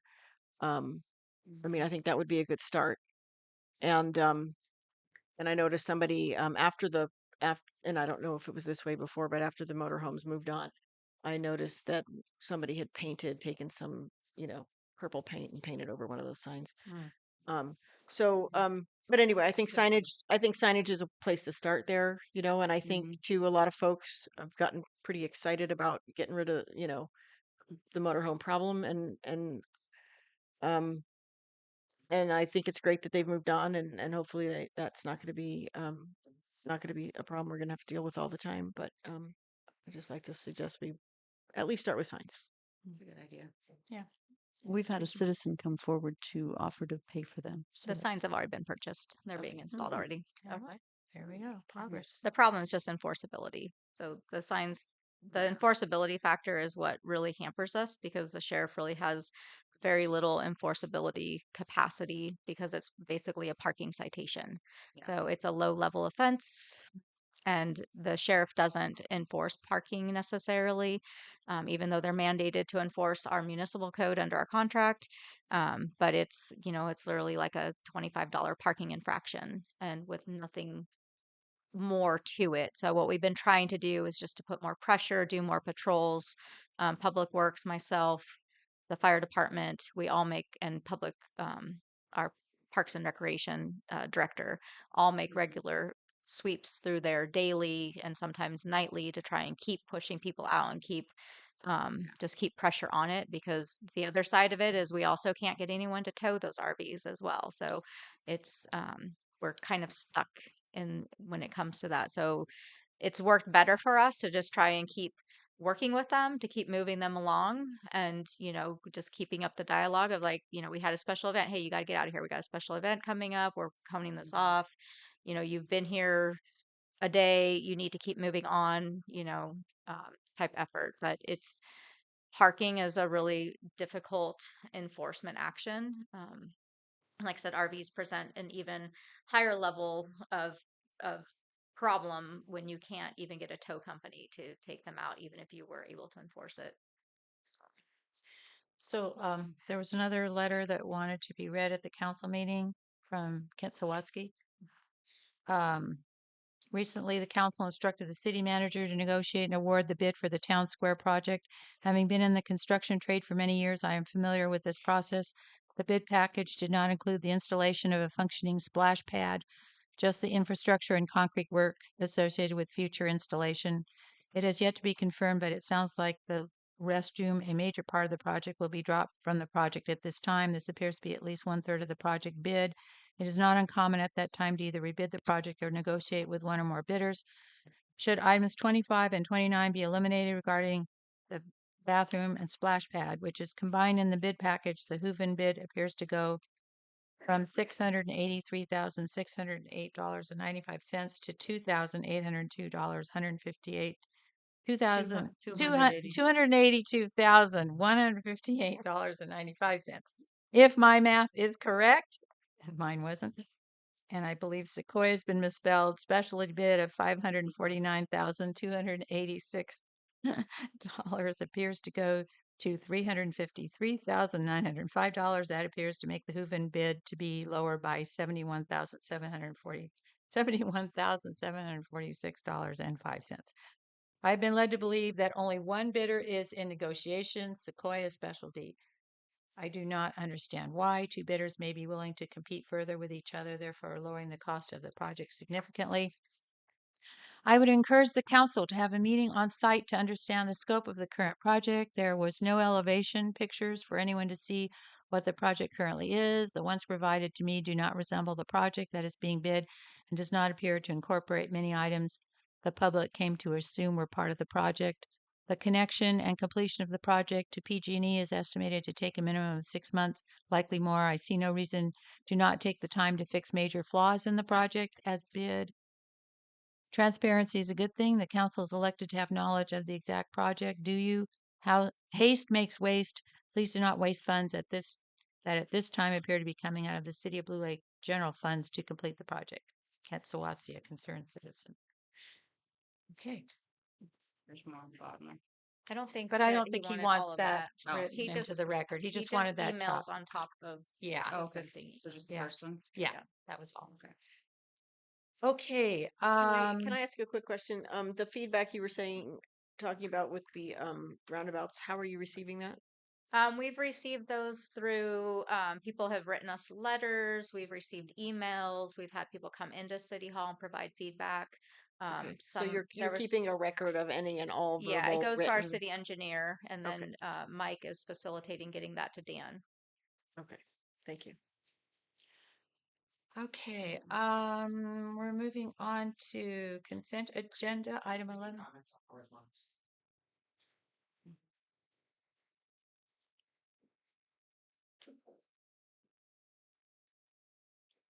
Well, it's not really an action item. It is an agendized item, but it's not really, it's Well, that's not- it's not- formality. Remind you that way back when we did agenda item 2, there were 2 items I brought up, including emails I threatened both you and your city manager. The RVs and discussion we just had, we should dispose libraries very much. I want to participate, but as long as we do that in item 12, I'm satisfied. It's up to you. I think we're talking about those in the manager's report. She offered 2 under item 2, you may recall. Okay. We'll just make sure to open that up at Yeah. some Yeah, point. we'll do it when we get there. Okay, consent agenda. Okay, this is, Two short questions. Grant burden, do we have a grant to pay for him? How much does it? okay, that's in the manager's, that's in the manager's report. And then the second question is, we do have in the city code regarding mobile homes, trailers, being parked on city streets.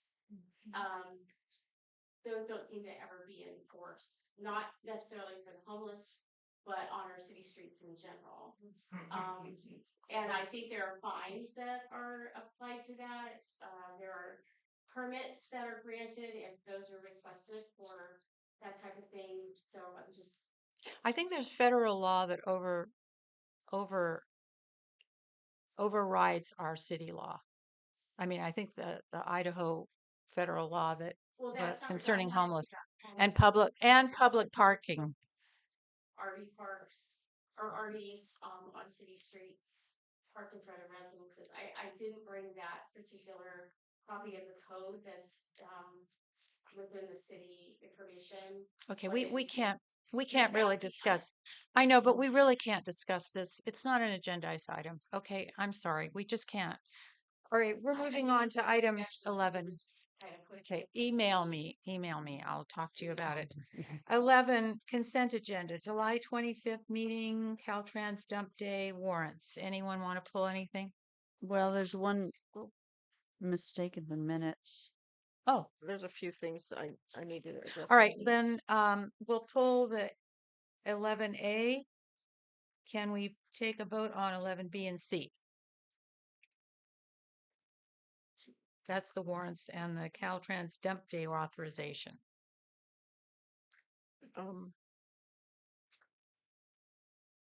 Since I wasn't at the July 25th meeting, You can still vote on it. I can. Okay, just double check. Okay. I'm fine with moving on with B and C and then pulling A. Is this Caltrans dump day? Is that the same thing they did before out in Corbell? So are you moving? Yes, sorry. Okay, so the motion is to approve items B, 11B and C. Correct. I'll second. Motion made by Angela Shull, seconded by Elizabeth McKay to pass consent agenda items B and C. Any further discussion from council? Anything from public? Back to council for the vote. All those in favor say aye. Aye. Aye. It passes. So now we're pulling A, July 25th meeting minutes.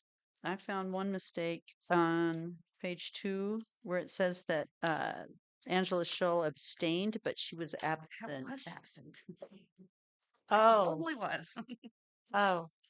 So What page was that? instead of abstain, it Oh, should say say absent, absent. yeah. Very top She two. was- The very Oh, top, okay. Yeah, the top of down page below it. 2. Oh, Yeah. Yeah, the rest of the meeting, I think she was absent. fairly certain Did I you was. get that, Annalie and Mandy? Okay. Absent. All right. Darn COVID. And other Really? changes Yeah. to the It minutes? was horrible. Yeah, on page 4, um, actually, it probably spills over to page 5. Let me see, sorry. Um,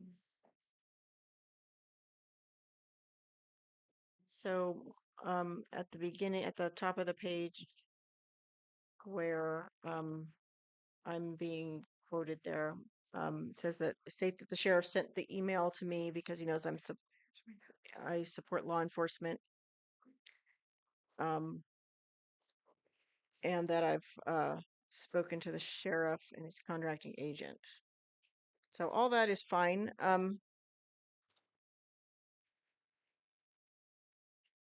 But the part that says, but the city needs to pay for it, that's kind of out of context, so I don't think that should be there. So I'd like to strike that.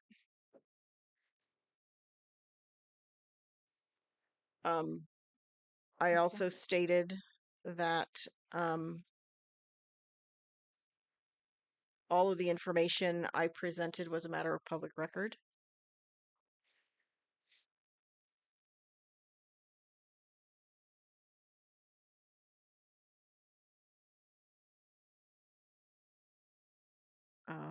And then after Mayor Jones' comment, I state that I'm advocating for the city to move forward and that I am not negotiating with the sheriff. I clearly stated I am not negotiating. I'm advocating for the city to move forward.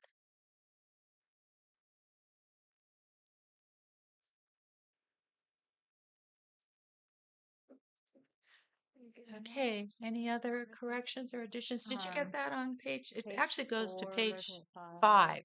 It's Mhm. actually the top of page 5. I have it written down if you want it. Any other corrections or additions to the minutes? What was Enter- the advocating language? I didn't get it. She says all info presented was a matter of public record. And then after my comments, state that she is advocating for the city to move forward and not negotiating with the sheriff. Strike.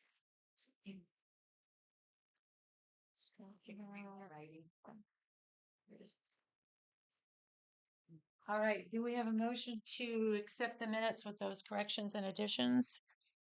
So moved. Motion made by Elizabeth McKay, I'll second. seconded by Elise Scafani. Any further discussion? Public input on this item? Back to council for the vote. All those in favor say aye. Aye. Aye. Opposed? It passes. Okay, reports of council and staff. Item 11. We'll go around the table to Wait, see item what. 11? Wait, No, we're that on was the 12. consent agenda. Yeah, we're on 12. We're on 12. I'm sorry. Reports of council and staff, page 2. We'll go around the table to report on the meetings we've gone to. I'll start with Elise. I actually missed the RCEA meeting Oh. last month, but I reviewed the meeting and there was a very interesting discussion about biomass and air pollution associated with biomass, air quality violations at the Humboldt Sawmills plant in Scotia. And then this Thursday, there's going to be a meeting. The regular board meeting is going to have a presentation from a doctor, one of our doctors here from the Humboldt County Public Health Department about biomass and air quality. So that's gonna really looking forward to that, and that might be something that other people are interested in and could be viewed. They're always zooming and recording and publishing those Zoom recordings. So if you don't come to the meeting or see that, you can watch it at your leisure. And I think I don't have anything else I can report accurately at the moment. Okay, thank you. The Humboldt County Association of Governments meeting was canceled for the month of September. I did attend the Humboldt Waste Management Authority meeting, um, and that occurred on September 14th, or was it the 7th? And at that meeting, we received and approved the recommendation to award the transportation and organics processing service to a company called Cold Creek Compost because they were closer than the other company by about 100 miles. And we also authorized the chair to submit a letter to the state governor's office expressing support for the Little Hoover Commission report on 1383. What we're asking the governor to do in the state is to exempt small rural areas like Humboldt County because we do a lot of recycling on our own. We don't have a whole lot of organic waste from restaurants like big cities do. So we're asking for some relief in that area, exemption actually. And we probably won't get it, but it's always worth doing something for that. And then on September 14th, I attended the chamber mixer at Camp Bauer. It was very well attended. And I think you have more about the chamber that you can report on that. And then bingo occurred on the 16th, and the Wanika Women's Club made about $500 from the food and drinks. And the museum made over $800 on the ticket sales. So that was a very successful night. Awesome. That's all I have. So with the chamber, I did not attend the mixer because I was at the surf conference, which I'll talk about in a moment. But You gosh, won I'm a sorry. surf contest? What do you Certainly wish, right? It was in Ukiah where all the great surfing happens. Um, so the Chamber of Commerce noted that there were about 60-ish people in attendance. They were really thrilled with the turnout. Green Diamond sponsored them for the use of Camp Bauer, so there was no cost to that. Additionally, Green Diamond supplied the food. Food was delicious. I was there. Yeah, Mm. I saw pictures and I was a Mm. little jealous that I was not there. Mhm. So they did make a small profit, but again, the point of the chamber is not to make a profit, but then to turn that back into city development and whatnot. So, but it was really well attended, really well received, and they and Marvin specifically wanted to mention the shout out to Green Diamond for sponsoring. Okay, but not the fun surf, but the other economic surf. I did go to that conference last week on Thursday and Friday. It was in Ukiah. It was all members of the surf region were there from Del Norte, Humboldt, Mendocino, and Lake counties.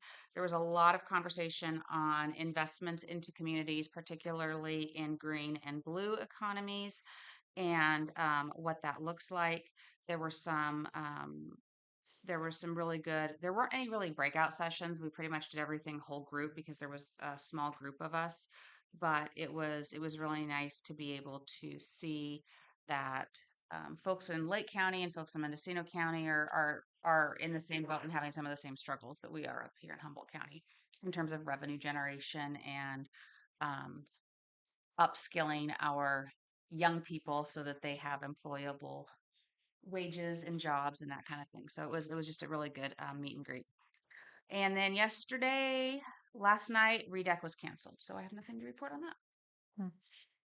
What was the organization, Angela, that It was CERF, CERF, the Community Economic Resiliency Fund, and our region is Del Norte, Humboldt, Mendocino, and Lake County.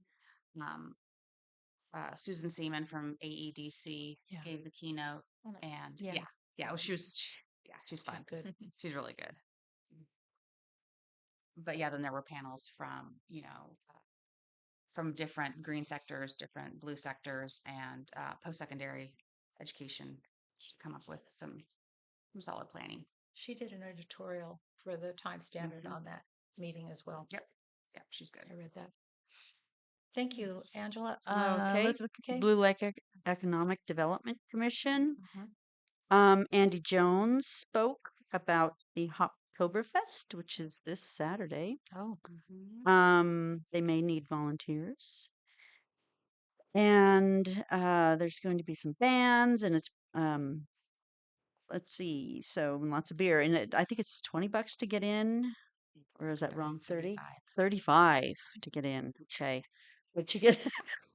But it's a really good cause. It's for the Blue Lake I don't know how I don't have that written down. It's for the Blue Lake Educational Foundation, so it's good. You're drinking for the kids. Um, let's see what else.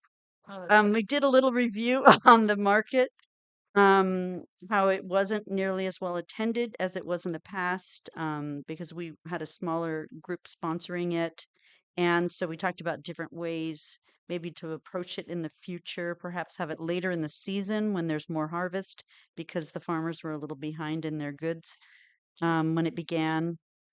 And perhaps even move it to a couple of different locations to have people kind of walking more through town. So various ideas. They just debriefed on that. Let's see, the new bike park is starting to, there's more mounds of dirt over there. There's a sign, things are happening. With that, let's see, we've already talked a lot about that. Moving forward with the Bottawat community with CEQA. There's a Leap and Reap funding is in a 60-day review. Let's see. What's the Leap and Reap? I don't know. Oh. I'm embarrassed. Look it up, it's fine. What's Leap? It's You're gonna know. it's funding to help us with our housing element. Oh, okay. It's a local assistance program. And regional and assistance. yeah. Yeah. Okay. Yeah. That makes sense. Let's see. So we did receive funding from HCOG for the Dan Burton walkability. And let's see. Well, the chamber, this was before the chamber, so that was coming up. And they were pretty excited about that, and it was really good. The kitchen's almost done. Of course, this is kind of old news at this point. Well, it's in Yeah. the report The too, kitchen but may be done. And this is from the 12th. that's in the manager's report as well. Let's see. Oh, there's so many things going on. There's Mad River Enduro. No, that already happened, right? And Carnival Dance is going to be on the 28th of October. So what's happening is that the skate rink is getting all preened up. So with Great. yes, baffling, and it's getting so that we can have music there without it being this horrible echo. So there will be more things going on there, dancing, and so yeah. And in fact, on the 28th is huge. It's from 4 to 6 there's trick or treating, 5 to 7 there's a carnival, and then 7 to 9 there's a dance. So that is going to be a really busy day. So and RCA EA is interested in discussing solar for us, like sequestering some of the property over there, in the said area that we've been talking about earlier, for some solar banks. And yeah, sorry, my notes are really all over the place. Okay, I think that's about it. Thank you. That's a lot. Sorry to bore you. Yeah, I'm sorry. I forgot to mention that I did go to a Parks and Rec commission meeting, but we talked about all kinds of things that may be coming up, but nothing really solid. Right. The end. Okay, and manager's report, talked about the commercial kitchen development, the RV park and campground development plan finalized, Parks and Recreation, State Park per capita grant of $177,000 has, work continues on Prash Hall. Can I ask you a question about Prash Hall? Mm-hmm. So has the floor failure been totally dealt with? So we just had a painting contractor that came out today to look at solutions to see if we can figure out a way to get the paint to bond to the floor. So the contractor's working on options. And is that the person that did the work? Or Yeah. Yeah, he brought in a professional painter outside of like a flooring person to see what kind of products might be used. Because what we think is happening is we think we had some oil-based paint on the floor at one time, one of the many layers of paint that's on there. And so when the new product was put on, it's a water-based paint and it's having issues bonding. So they're looking at being able to go in and resand it and primer it with a new product to see if we could get it to bond correctly. So are they gonna have to do the whole floor over? I don't think so. It's not happening everywhere, so we're thinking that we can do it in sections. Some of the damage is just because of skating. The Skating is skate very just- hard on which we knew that would happen. floors. So we have a lot of extra product and we've been trained on how to apply it um, and treat the floor. But the areas where it's literally bubbling, it's a bonding issue. So that's a product failure issue. Okay. And do you have a bid for the roof? We do. So we have two bids. Well, we have multiple bids, but we have two proposals from ALVS. One is for a complete tear off and new roof to go on, which came in at excess of $80,000, not including materials and construction work, which is well beyond our budget. The second Did proposal you is say here. not including? Not including construction. So if they went in, tore it off, and they had to replace sheeting and they had to replace dry rot or anything else, then you're paying prevailing wage and material costs for that type of work too. So tearing off the roof could cost us $90,000+, which is not within our budget. So we have a second proposal, which is to put a second roof on, and that is, I want to say it's 46,000. And so we're looking at that option with ALVS. He believes that we can put a second roof on and probably get 25 years out of the roof, which um, is great. I think, most roofs like 25 years is kind of a industry standard. I know now you can get a 30+ year roof, but to that- go within our budget and be able to get a 25-year roof is what we're looking at right now. Is that a comp shingle or something else? It's a shingle, yeah. But it So only they would has just one layer roof it on it. top of what's already there. Yeah, because there's only a single layer on right now. Oh, So you that's can not do too bad. multiple Yeah. roofs. Yeah. If we pull it off, I'm really concerned about what we're gonna find that's gonna have to be fixed, and the cost would just be it's cost prohibitive. And Okay, and then moving on from Crash Hall, we have the Town Square grant and the scope of work there. Can you- Bathroom can't be I have a done now question. because Sorry. of the weather. Yeah. So do we have confirmation from the grant administrator that we can do the park without a bathroom at all? So we sent that off to Kevin. He gave us a preliminary authorization and said he was writing it up in a project amendment for us. But he did tell us verbally that that would be fine, that we could work with USDA to bring in additional resources. But everyone's having problems with cost overruns right now because everyone wrote the grant multiple years ago and cost and pricing has gone through the roof.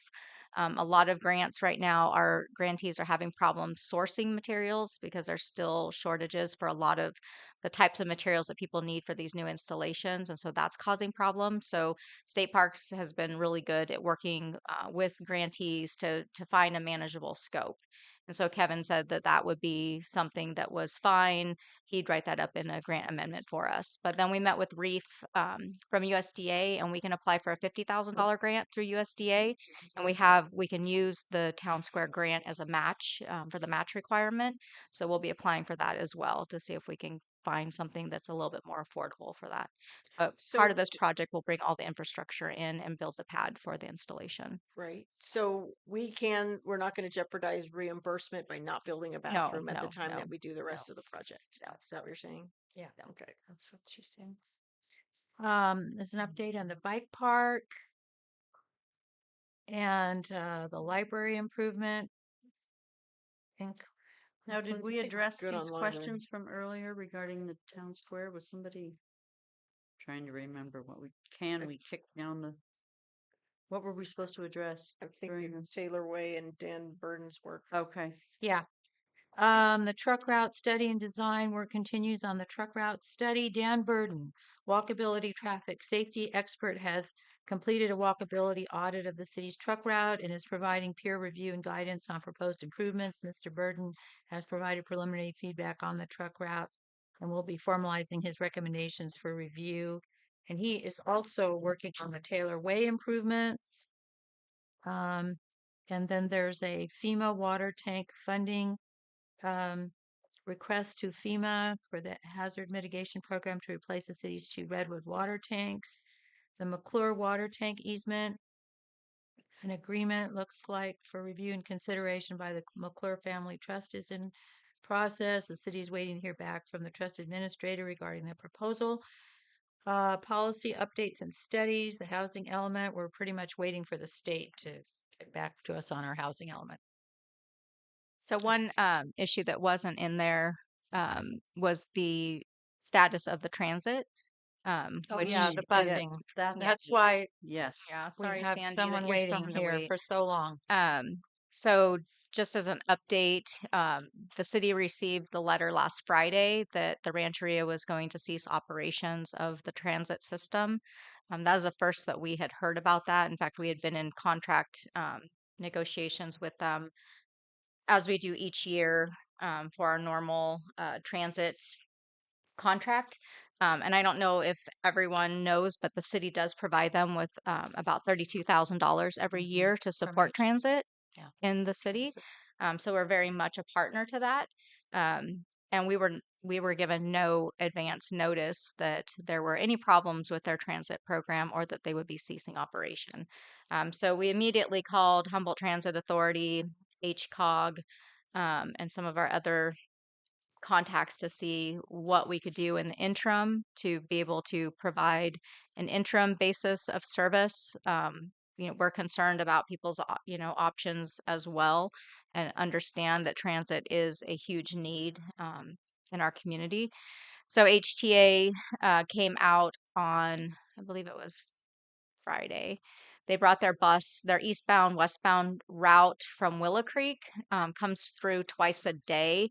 And they brought their large bus out to see if it could come into town, do a stop at City Hall, and then continue down around Charton and swing back out to the roundabout.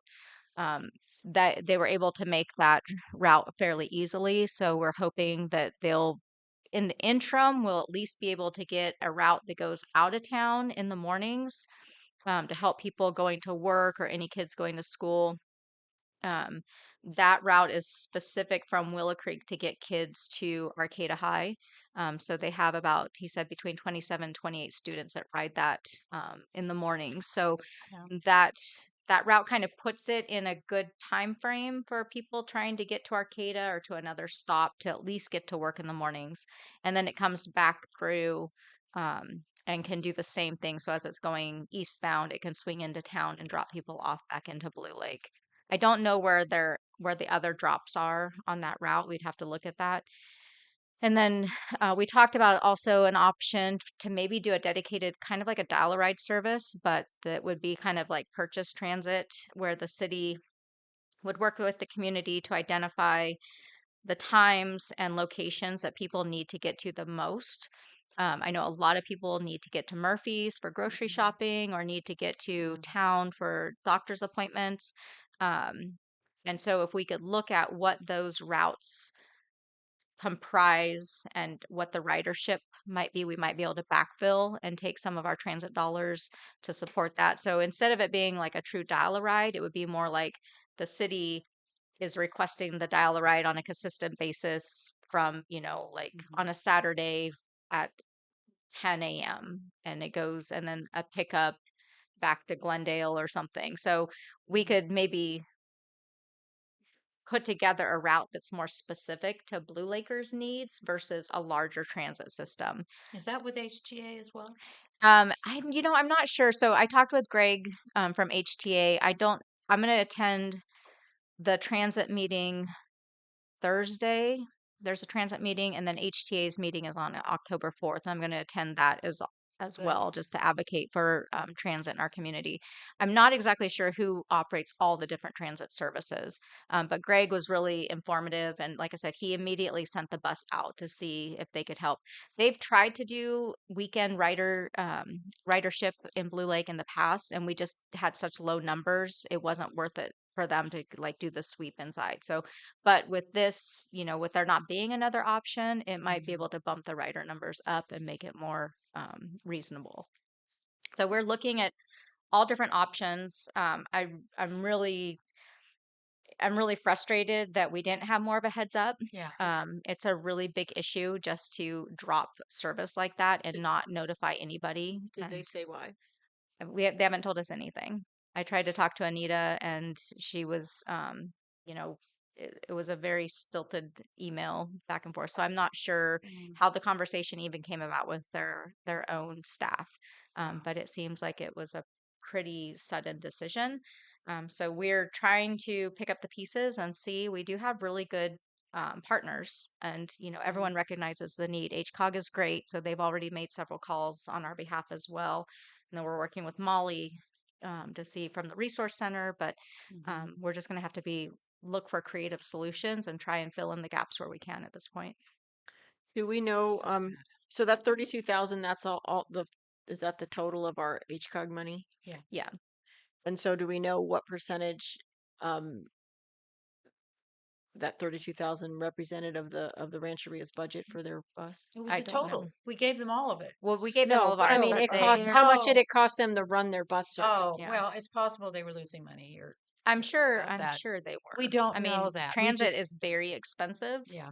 When you have vehicles and insurance and fuel, and people are paying $2 to ride. Right, it's right. it's And a there's 3 people on the bus. so Yeah, and we we have all a know very it. low ridership Yeah. number. We don't so know. It's not an option anymore. That's unfortunate. Well, I know. I'm just trying to get a sense of what it actually costs to run the bus. Greg told me that it costs about 150,000 to run a basic transit line. And So- they have 2 or 3 buses that they were running, right? Mm-hmm. And they were Yeah. they were small. Yeah. So I mean, although we have these 28 Arcata High students, that concerns me, but it seems like at some point it could be almost a van or a smaller bus. I think for us, I think the opportunity to run, like I said, like a dial-a-ride service with a smaller van that's more dedicated to the routes that people actually need versus them trying to figure out, if I get let off here, how can I get over here? So, But the students concern me. I mean, that's a lot of students, 28 students. but those are coming from Willow Creek and stuff. So they're already on the Oh. HTA van. That's why it comes over at Oh. those times. So So, they can pick because up the kids. students here can pick yeah. up And the Arcata High Arcata picks High up bus. students. Yeah, right. Yeah. Arcata High, yeah. I know. Yeah. Yeah, we My already have bus grandson service for takes once in a while. Okay, well, thank you for continuing to work on that. And if you want me to come to that October 4th meeting, would you email Yeah, me the yeah, times and that might be place? I good would. because it's not an agenda item, because the Yeah. agenda was already out, but I was going to Oh. reach out to Natalie and everyone I'd too. be and- happy to attend Yeah. that and Okay.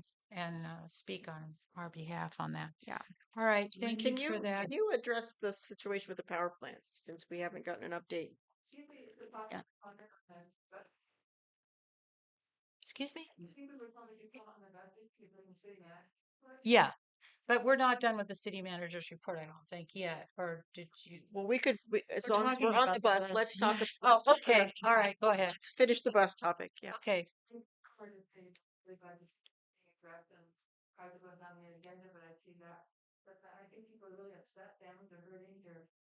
Yes. Allegations and Mhm. if you possibly put a notice out to the community that this is a lot of things are happening.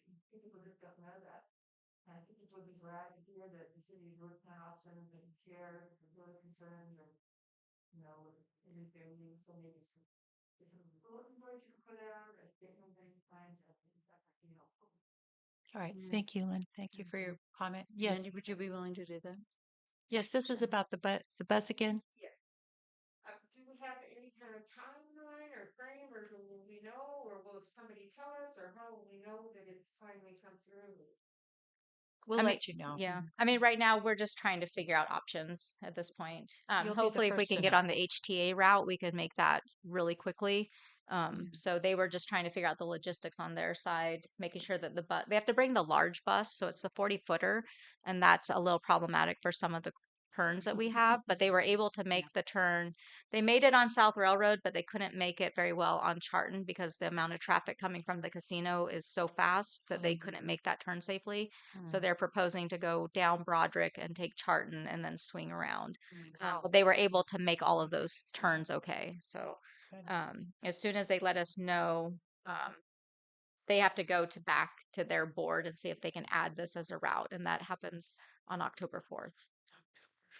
Okay. So they would possibly start service right afterwards? Hopefully. And the bus ends October the 2nd. Right. Quick action on short notice. My Mm-hmm. gosh, that's horrible. Yeah. Okay, are we moving on? Then did you have another item on the I did. manager's report? I wanted to ask about the power plant. You mentioned salvage operations, so Mhm. that is Blue Lake Power Mhm. funding some salvage operations. Yeah, so Blake Power has people on site right now dismantling portions of the plant. Under their lease agreement, they're supposed to remove all facilities upon termination of the lease. The plant, there's one plant over, I think it's in Alturas somewhere that is similar. It's another really old coal-fired changeover cogen plant. So they're using it for scrap pieces and parts. So they're parting that out, which is great. I know they're planning on taking the large conveyor out, um, which is great because that thing's really dangerous. It's rusted, and I don't think it has a lot of structural integrity. They're going to be taking the truck dump is going to be removed. They've been removing a ton of just like garbage off the site, tarps and scrap metal. Goody. They're taking the propane tanks out, which is great because there is some hazardous waste on the site and it's not like it's like diesel containers that are under a permit that they're mandated to remove. So they're removing those, which is great. So the city doesn't get stuck with that. There's some old equipment on site. Some of it belongs to Bob Vegas. So Bob's coming out to take what's his off the site. And then, like I said, there's a composting group. I'm not sure who it was who came out and took a couple of 50-gallon buckets of the chip material to see if if they can use it in their composting operations, which I'm keeping my fingers crossed they can, because the more they take out of the site, the less cleanup we have to deal with. Because essentially, I would assume these LLCs don't necessarily exist anymore, and trying to figure out who to go back on for any of this is just a tangled mess. So the more we can facilitate them getting off the site, the less impact that we have as a city for cleanup and maintenance. So, is our attorney involved in this at Yes. all? Yes. And is there any valuation being done about the things that they're removing? No. We had a salvager came in a couple years ago to go through the plant with us, and there was no value. There were a few items that might be of value, but they're very, very specific items. And by the time you went through and salvaged things out, you are still going to be in the hole. There's no value in scrap metal right now. The scrap metal industry has not rebounded, and the cost to haul all of this stuff out would be hundreds of thousands of dollars to the city. So it's in the city's best interest right now to allow the company to take their materials. They're the ones that know how to get them to other generation plants. We don't have that capacity. And the So lease states that they're supposed it's to their, leave the land the way it was when they got it. And right. when So they got it, technically it they're was flat. fulfilling So they at are least that portion technically of the fulfilling lease. that Yeah. portion. But they don't have any, Slowly there's and no surely. plan to make any delinquent lease payments. They haven't made lease payments for 2 years. I mean, we've sent them all the notices. We've done everything legally that we can. But there's really, I don't think, any real entity at this point to go after.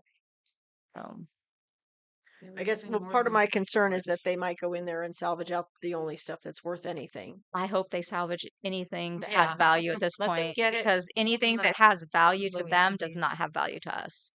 I mean, Well, we're if they're talking, selling it, they're shouldn't they be spares. giving us the money since they Well. owe us so much? I mean, I think at this point, My opinion is that the value to us is for them to remove as much as possible off the site. If we get into a position where we're precluding that from happening, I think those doors close very quickly and we're left with an $800,000 to $1 million cleanup. And I think that's not in the city's best interest. And there's not a lot of value. These are old facilities. And I think they have the contacts to try and get rid of some of this stuff. We don't have that, and we don't have the resources to do it. So even the salvage value that we might bring in is still going to put us completely in the hole. All right. Well, I've been told there's probably $1 million worth of copper on that site. There's not $1 million worth of copper.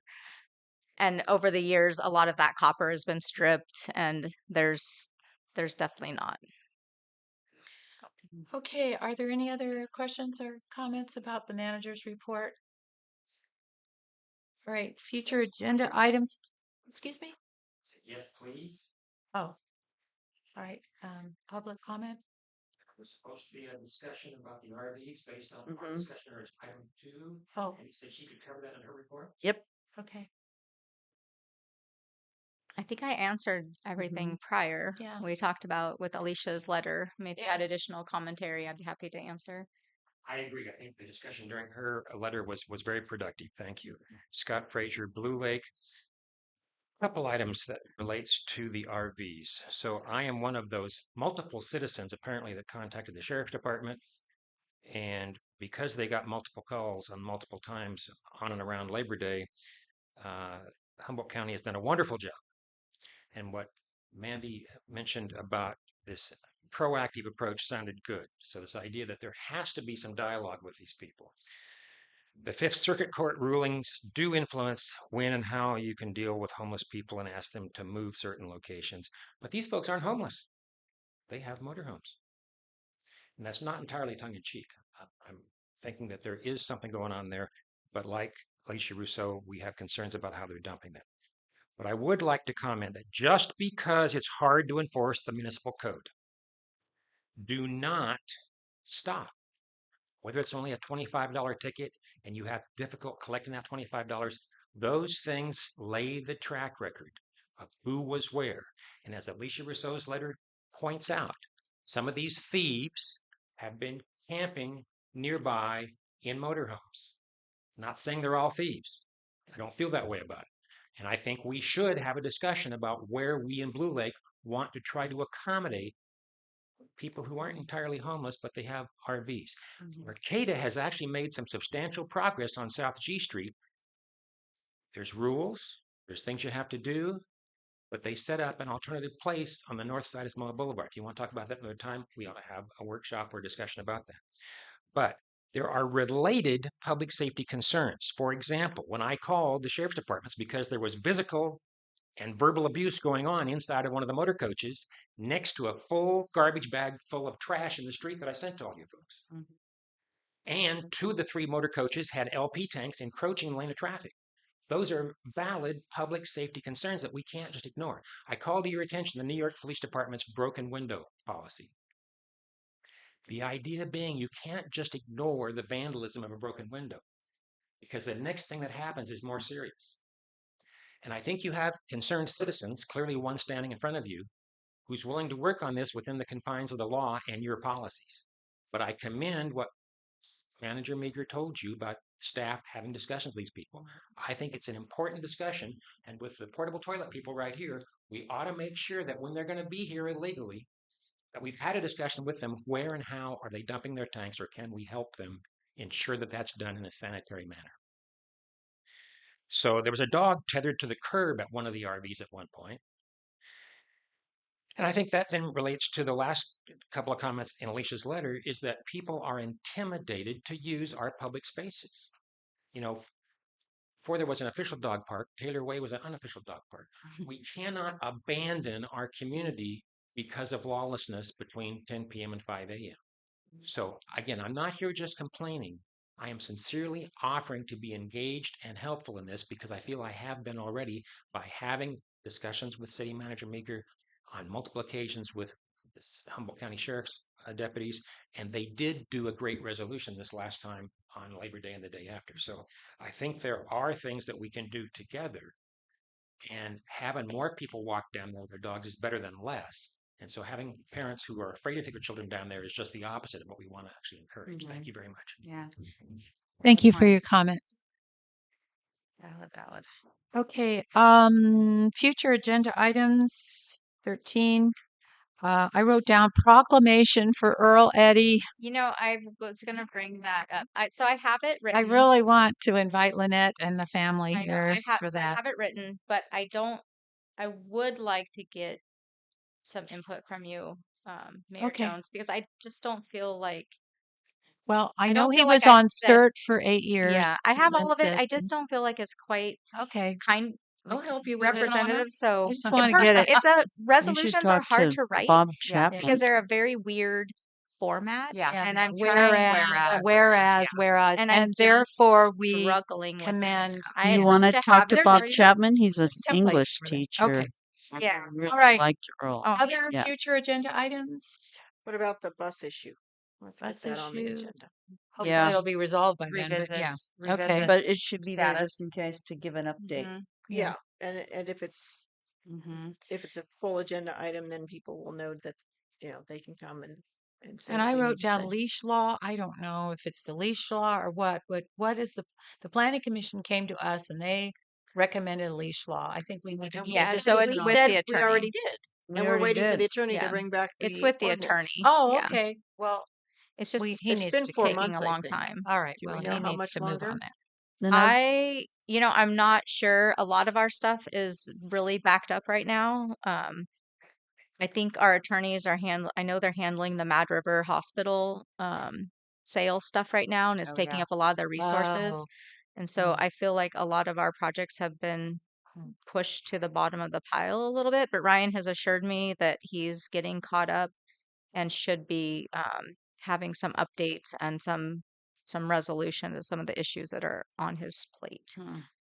Okay. So I had invited the biomass Oh yeah. people to present, but they had to cancel. They were supposed to be here at this Oh, meeting. okay. So I'm going to put it on for next month and see if they can make it. They had a health issue.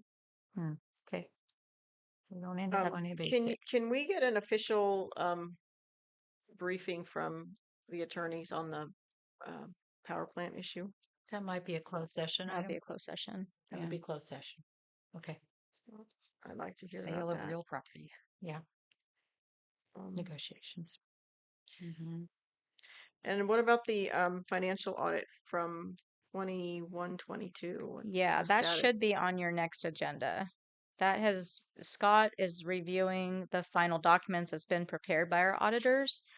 And that is in Scott's arena to get completed. So that was supposed to be on this agenda and he didn't have the review completed, so it should be on the October. Okay. And We're on item 14. I motion to adjourn. not quite there yet. Oh. So Arts and Heritage Commission, can we put that on the agenda and talk about reducing that to a 5-member commission? Yeah, that's a good idea.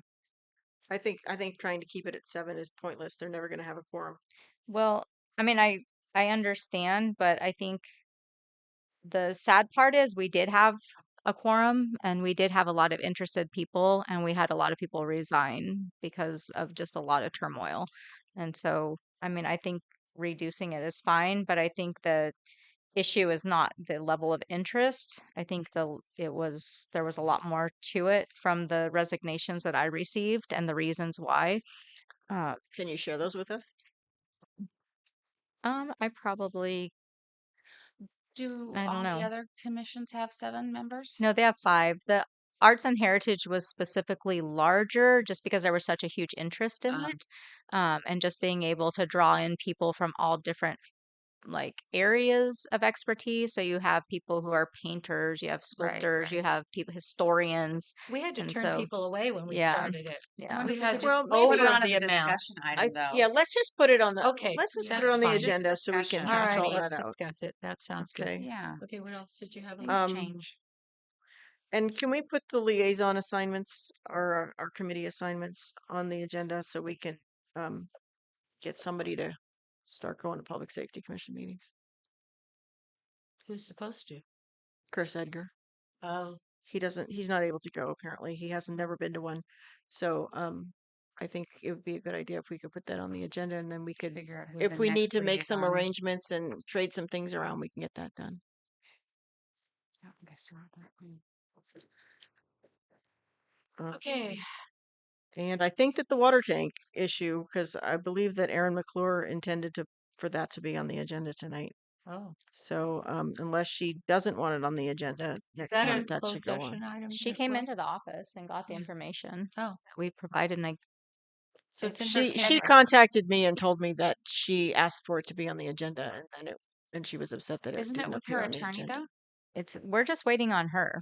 So there's nothing more to report at this point. We've given her all the information, and our attorney sat down and met with her and presented all the information to her.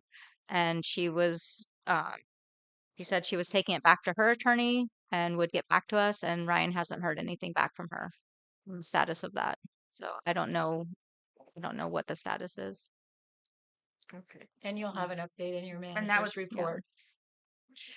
Okay, we need a motion to adjourn. What? No, no, go ahead. And So moved. there's another item. Oh, sorry. The process of citizens putting things on the agenda. There seems to be a problem with that. So I've heard from 3 people at least that have said they tried to put something on the agenda. They thought that they gave the correct notice to City Hall and their item did not appear on the agenda. So the confusion is that the item can be added to the agenda, or if it can be answered in another way through another portion of a report or another agenda item, then we don't have to do it as a separate item. So everything that had been asked to be put on was addressed. So Lisa Hoover had asked for an agenda item regarding the RV park. She wanted an update on that project. That was already being discussed. Kent Sawatsky's stuff was already part of the manager's report and it could be discussed there. And Aaron McClure's was in the same boat. It was already included in the manager's report. The motorhomes were already being discussed as part of the manager's report and correspondence. So they were all being addressed, but they didn't have to be specific action items or agenda items. Okay. And so when that happens, are you telling people this is going to be addressed at this time during the meeting so that they know to be here for the manager's report? No, I guess that's something that I should follow up on in the future. And then we're always going to allow public comment during manager's report. Is that correct? Yeah. Okay. Okay. Motion to adjourn? Second. Motion made by Elizabeth McKay, seconded by Angela Shaw to adjourn. Any further discussion? Public? Back to council. All those in favor say aye. Aye. We're adjourned.